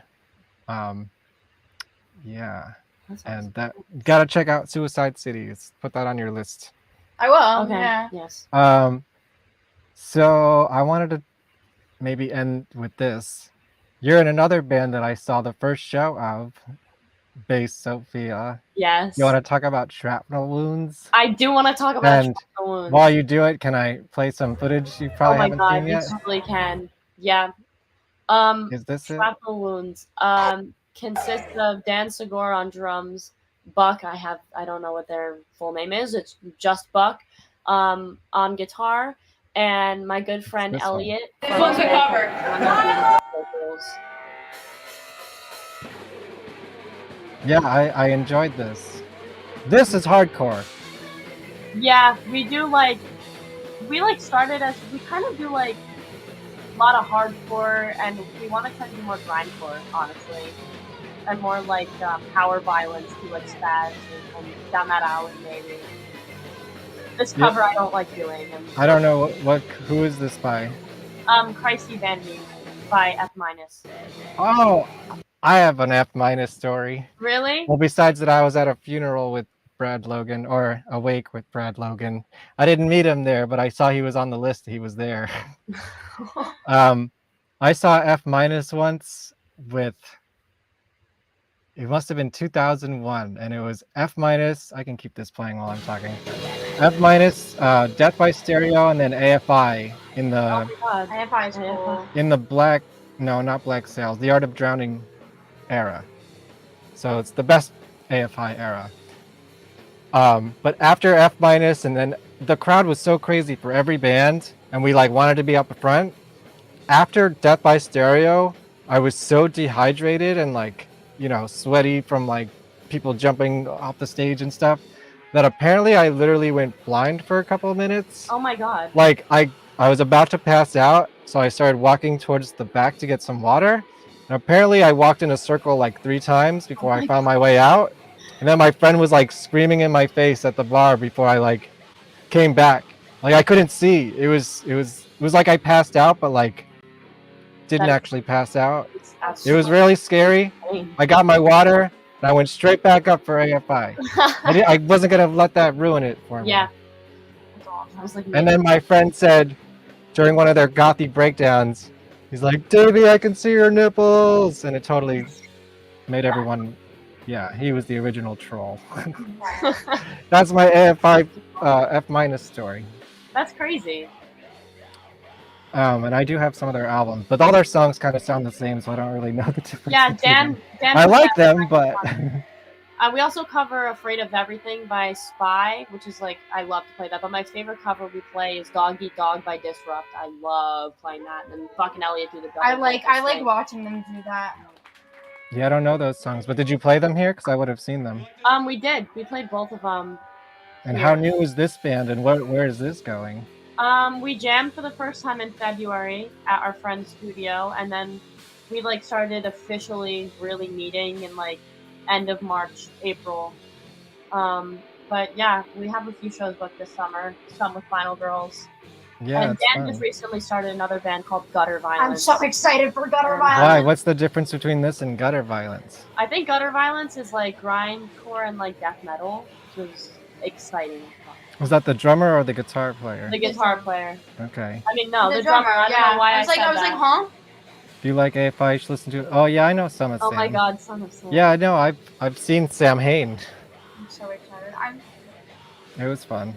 I didn't ever saw Son of Sam live, but did I miss anything? I thought that was a pretty complete Final Girls. That is It a was pretty definitely the complete full Final recap, Girls. I don't even know what. Do you want to That's essential. pick another Final Girls song to play before we leave from the Um, last show? The last show I the was last at. show? What was pretty good? What did we play before Lady M?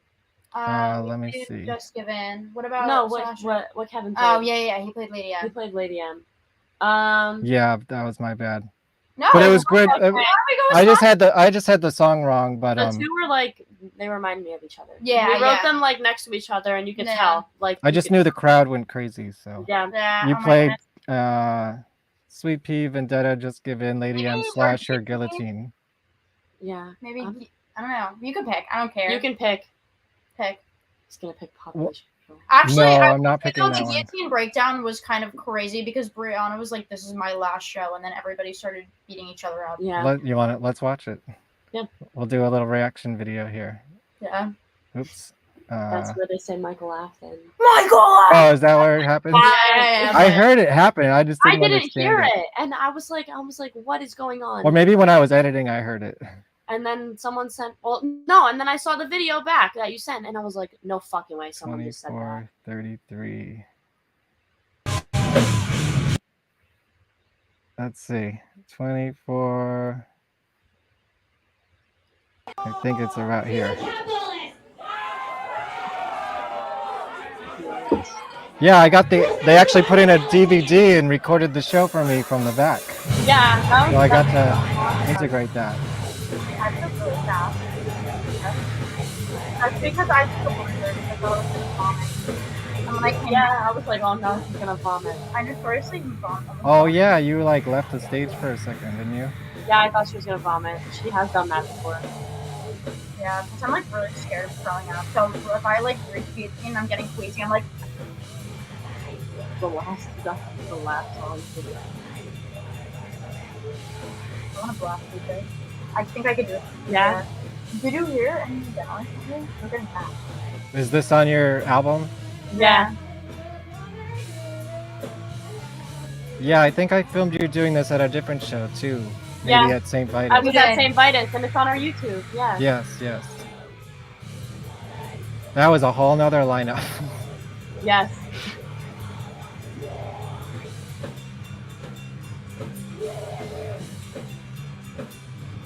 This is a song that I always sing. I love it. It's one of my favorites. Breakdown is insane, but it's like so.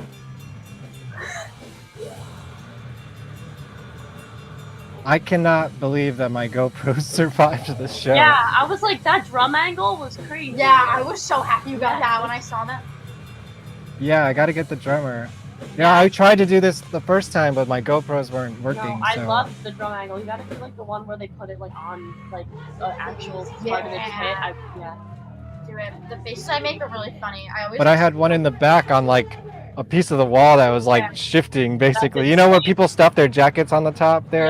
Yeah. It was up there. And I was just like, oh my god, This because is a everyone's great look at album. everybody going nuts. You can see some of the shots, like the camera's like shaking. Oh wait, you could see it in this video Oh, where Rich punches Luke in the face. Taz. Oh no. Yeah. Yeah, you guys. This is But- it's quite a reaction. We like watching our friends beat each other. My boyfriend. It's more. in the I guess it's more fun on stage when you're not getting beat up, right? Oh, I love it. I love being the cause of chaos. That's the thing. I know I'm doing something right if somebody's getting hurt. I guess that's one way to say In the it. kindest way possible. In the Yes. kindest way possible. I want, you know. Mistake wearing a long sleeve shirt that day. Absolutely. Yeah.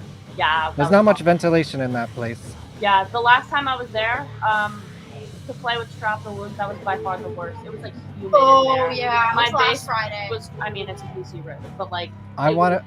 bending out of tune every single song, and I was like, it has never been this bad in here. I was really hoping you was gonna play the Kitty song after that. Yeah, I think we were talking about doing it. I wanted to do it. That was part we were talking. I I was suggested. like, I come was on. like, I was like, people love when we play brackish and it's your last Yeah, show. I'd never seen it. Let's do it. And then they were like, well, we'll make it a choice. And then people pick Sweet Pea, so we didn't. No, they didn't. If you listen back to the audio, everyone's screaming Kitty. So it must have been where you were standing. If we were to cover another Kitty song, what would you want to hear us play? Oh boy. I Let me look at my records. Question that's what yeah. I mean, I like Charlotte. Charlotte? I like Charlotte. Did you know I did one of my college essay papers on that song, analyzing Really? it? Really? Yeah, and I got How did that go? It went really well. I got a really good. Yeah. What was your analysis of it? It was like This part they stole from Smashing Pumpkins. I'm sure you're talking more lyrical It content, was a but I music get and it. gender class. That's what it was. It was Okay. a music and gender class. So they were like, like take a song with like, like some sort of aspects of like femininity in it, and woman. Yeah, and like kind of like explain it and elaborate how like you can, I guess relate the two without like directly. I don't even remember the prompt, but I just remember like what I talked about was like, like the fact that there's like some very like hyper feminine elements to that song, but at the same time it's like very like brute force angry at the same time with the lyrical content and stuff too. And I don't know. So I mean, I did one I for just Typo like the- Negative, and I did the one about like like how can you relate like more masculine sides of things to a piece of music of your choice. I want to do No Name off Oracle. Really bad. I don't remember that one, but I mean, if I heard it, I would. Yeah. Because I love the album. I just don't know all the song names. Final Girls is about to get crazy. I can actually blast beat now.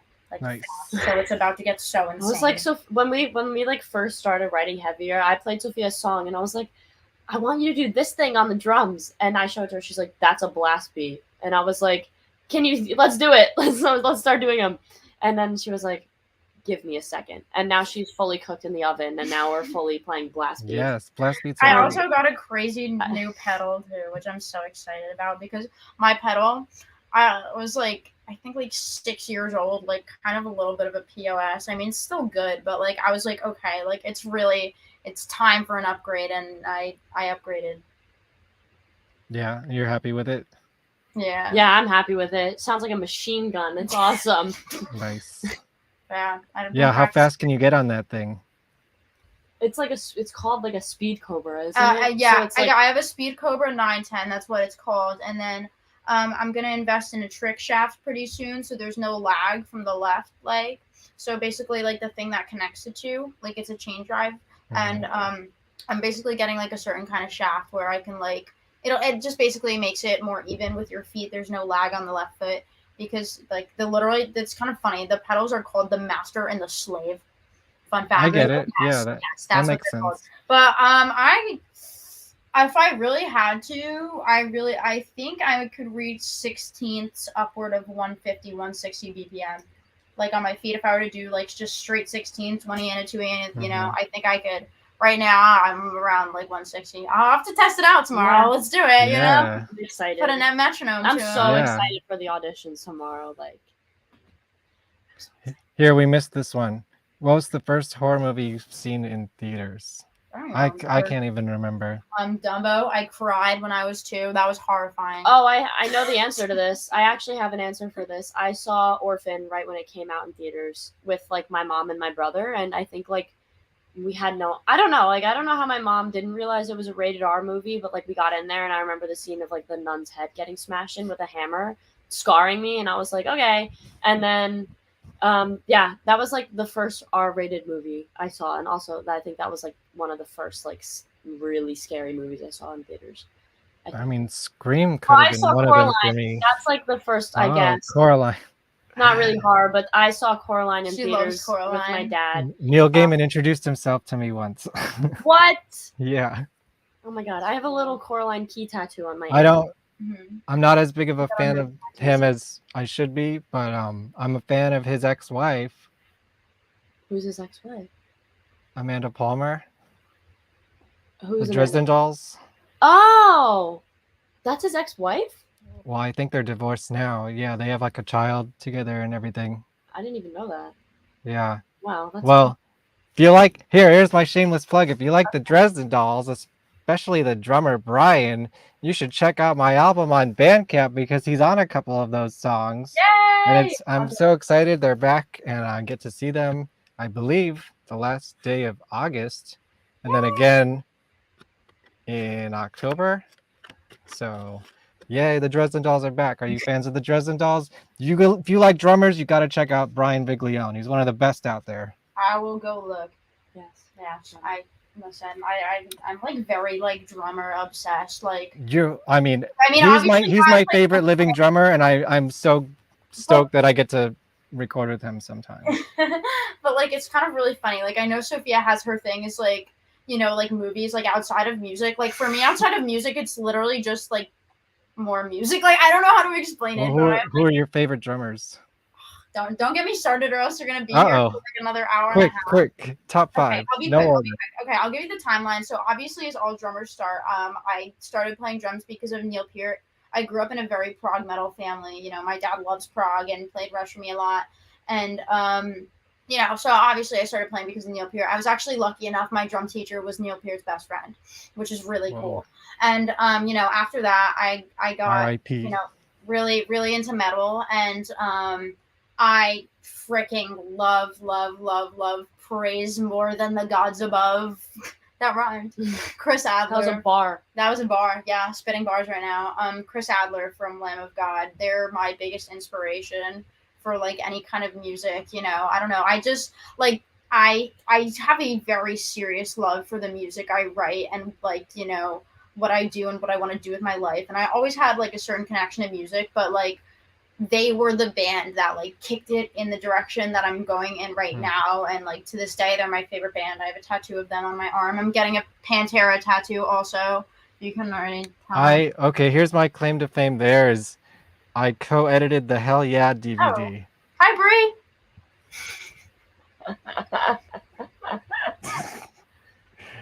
Everybody look at this comment right now. Check that out. Anyway. But yeah, Anyway, Vinnie Paul was in that band, so I was on a phone call with him once. That's my claim to fame. Nice. And other drummers, I think, yeah, really just, you know. They're all dead, well, mostly dead drummers so far. No, I mean, no, Chris Adler's alive. Chris Adler's alive. Yeah, and Danny Carey from Tool, you know. Yes. A member of my band Green Jelly. Oh my goodness. I can't say I know him, but I can say that I'm in a band with him. That's cool. I have Look it up. It's on Wikipedia. I have to share this because we're talking about Oh inspiration. my God, and Tool used to open for Honda Garage. Really? Oh my God. I freaking love Tool, man. That's like right up their alley. Yeah, no, I mean, Vinnie Paul a little bit too. I really love Pantera. I mean, I love Pantera more as like a whole for their sound. If you couldn't already tell, I love groove metal a lot. That's like my thing. If you can't tell in Final Girls, I always like making sure that Sophia always throws those grooves. I always make sure there's halftime somewhere. They hit really hard. You know, I always make. And they're consistent too, because I actually recognize your songs after a couple shows. Exactly, you know, because I like having where like those parts where everybody like I'm not satisfied with the song if there isn't a part where whether you want to or not, you're moving your head. Like, you know, you're getting into it, and like that's what makes it fulfilling. But yeah, sorry. Chris Adler, Neil Peart, Danny Carey. Oh my God, I'm blanking. Vinnie Sophia, Paul. I should have made a list. I'm blanking. So One I more. Made Give a me one list more. before this. Okay. Okay, wait. Help me think. I'm blanking so hard. The girl from Crypto. I like Luna a lot. Wait, Luna. give me 1 second. Give me one singular second. In the sorry, meantime, I'm I blanking. have a big list for you because last time I was on an interview, I literally fully blanked and named like one of them, and it wasn't even like the fullest. Like one of my. What is this? my Your favorite drummers or favorite bass I remember players? Thomas Hawk from Meshuggah. He's like I think as far as alive drummers at the moment, I think Danny Carey's like right here, but Thomas Hawk is like right like here, like half a centimeter below him. Thomas Hawk is so insane. Okay, go. Sorry, I remembered it. Okay. Because I like blanked fully last time, and I didn't even like give any of my like. I think real I remember that. That was on the Nikki D show. That was on a podcast, a YouTube live I did with a band I'm no longer in. But like I like fully blanked on all my inspirations, but I have a few of them and the reasons why, and I probably shouldn't give. Are they of like a specific instrument or just in general? They're all bass players. Okay. Specifically, I guess like one of my favorite. I don't know. I really like how Alex Webster from Cannibal Corpse's bass sounds. I was just listening to them today. Yeah, he's like my biggest bass tone inspiration. He has like a really recognizable, like punchy, clean type of thing, and like people breathing down my neck for like a distortion. But I like in metal for like the bass to really carry the low end, but also it needs to punch through and be like. I think like the clean but punchy thing really helps a lot in a band where everything is like drop tuned and they're screaming, and I think that like helps the bass a lot. But especially over a layer of double kick, I want to make sure that she has a punch where she can be heard. You need a little bit of twang that's like a higher frequency that can cut through the, It's true. I do like a little bit of distortion. Yeah, I do. There's I gotta thank Pete Steele for that, probably. Pete Steele and Michael Bishop from Guar. He's literally the next one. I got Pete Steele. I have Joe Bench, bolt thrower. Pete Steele was my first concert. Really? Yeah, I saw the Bloody Kisses tour. They were opening for Queensryche. And I was like that. Yeah, I was like 11, and I was just like, oh my God. And Kenny Hickey's looking at me like, why does this little kid know all the words to our fucked up songs? I don't know. I have like some weird ones, a bunch of different genres. Like I have like Andy Rourke or the Smiths. I have Nikki Sixx for obvious reasons. I don't think there's any obvious why. I know who he is, but why? He like he's so iconic. His Warlock. He plays BC Rich Warlock, Revenge Model. That's the bass I play. But Gene Simmons was like one of the earliest inspirations I had. I like Gene Simmons, another member of Green Jelly. Really? Yeah. Oh my God. Yeah, he used to babysit the guy's son, Damien. Like the Kiss reunion when they put their makeup back on, that all happened at Green Jelly Studios. What? There's a whole history there. Yeah, and they just played the Kiss Cruise too. I wasn't there, but that's good crazy. Times. Yes, their final tour, I saw their final tour in 2018 or 19, and it's still happening. For his first, second, or third one, but I don't care. Last show, Madison Square Garden at the end of the year. You're going? I'm not going. Well, I don't have tickets yet, but I will be there. I'm just gonna do what I do. Last time I saw Kiss was at PNC with, I think it was like Def Leppard, and I don't really like Def Leppard, but I think it was at PNC, and my dad and I like found last minute tickets day of, and we were literally like in the front, like day of. We just picked them up. Obviously, it's a great show. Probably not going to happen with this Madison Square Garden concert. I imagine those tickets are going to be. They're going to be like a ridiculous, yeah. But like, I got to be there. Wait, I don't have to be there, but I would be cool if I was. I just remembered one more info. If anyone wants to bring me, I'll go. Yeah, go for it. I remember this one's very important. Peter also. Criss. Okay, Peter what? Criss. No. I'm sorry, I forgot to add this one before, and I wouldn't have brought it back up if it weren't important. But this man was very crucial to my drum development. Mario Duplantier from Gojira. Okay, now I'm laying it to rest. There's a guy who does sound at the Mercury Lounge, and I just know him by his Gojira hoodie. I just call him Gojira. I think his name is Gordon. Maybe we'll see him. Gojira kicks so much ass, man. They're so good. So last time I was there was a different sound guy. I'm like, hey, you're not Gojira. He's like, that's funny. What? Where are your whales? Why aren't they flying? I don't know much about them. I gotta go listen to them. What do you recommend? If you're gonna start somewhere, I mean, I think all their stuff is really good. You know, their most popular album is like really cool. But what's the best one for you?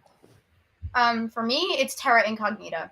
That's like their first album. It's very death metal-y. That's where they started. They started out very death metal-y, and then more recently they added some sort of like, you know, a little bit of groove, a little bit of ambience. So A little bit of nerdy. yeah, In a good way. Yeah, like, you know. But that's why I really like them. But like their first album is just like pure fucking French death metal, and it's awesome. They're French? I didn't know that. Yeah, they're Duplantier. They're Joe and Mario Duplantier. Joe's the singer and Oh my guitarist. God, they're siblings. Yeah, and Mario's the drummer. Yeah. Wait, do they sing in French? Some I think they have like one or two songs that have like some French lyrics, but for the most part, not really. It's in English.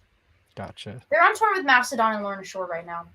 The Mega Monsters tour. Here, let me see if I can. I really want to show you Brian Viglione. Who's who? Because it's also selling my record. Welcome to my pity party, available at Bandcamp. Let's see, what do I want to look up? Dresden Dolls Modern Moonlight. See if anything pops up. Okay. All right, I'll show you this. Then I'll let you go. I know you guys got a long day tomorrow. It's okay.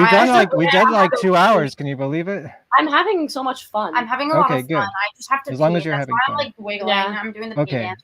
So this will be the last thing then, because I know I Okay. keep saying that. No, Whatever. you're fine. I don't I'm care. having fun. I can't believe it's been 2 hours. I know. Yeah.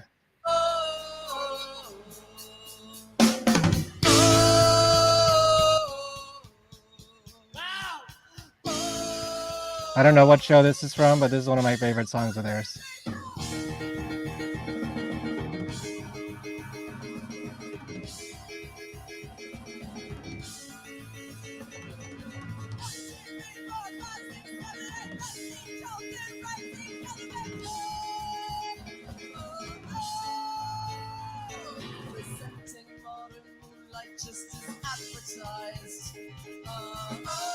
It's giving Streetlight Manifesto a little bit. What's that? I said it's giving Streetlight Manifesto a little bit. They're like ska. They need a good view of him. Where is he? It's okay, I'm listening. Every hit though is like has a personality to it. I know, I'm watching. He's really good. A lot of energy. Wait. He's getting some really crazy height on that rebound for him to be like playing so fast. It's really good.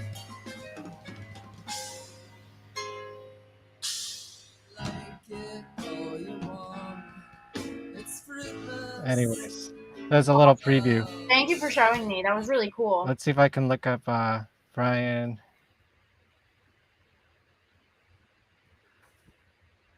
Yeah.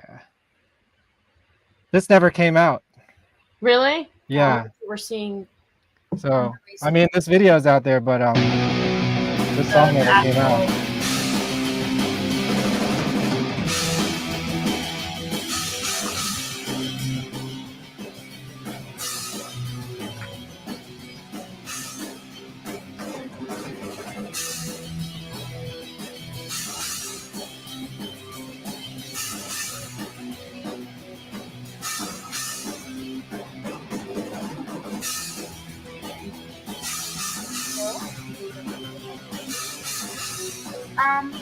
Yeah, it's more contextual.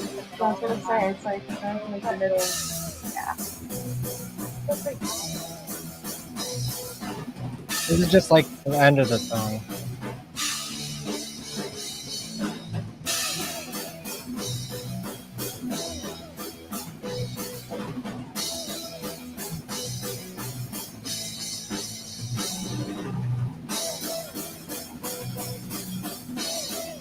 Moving, man.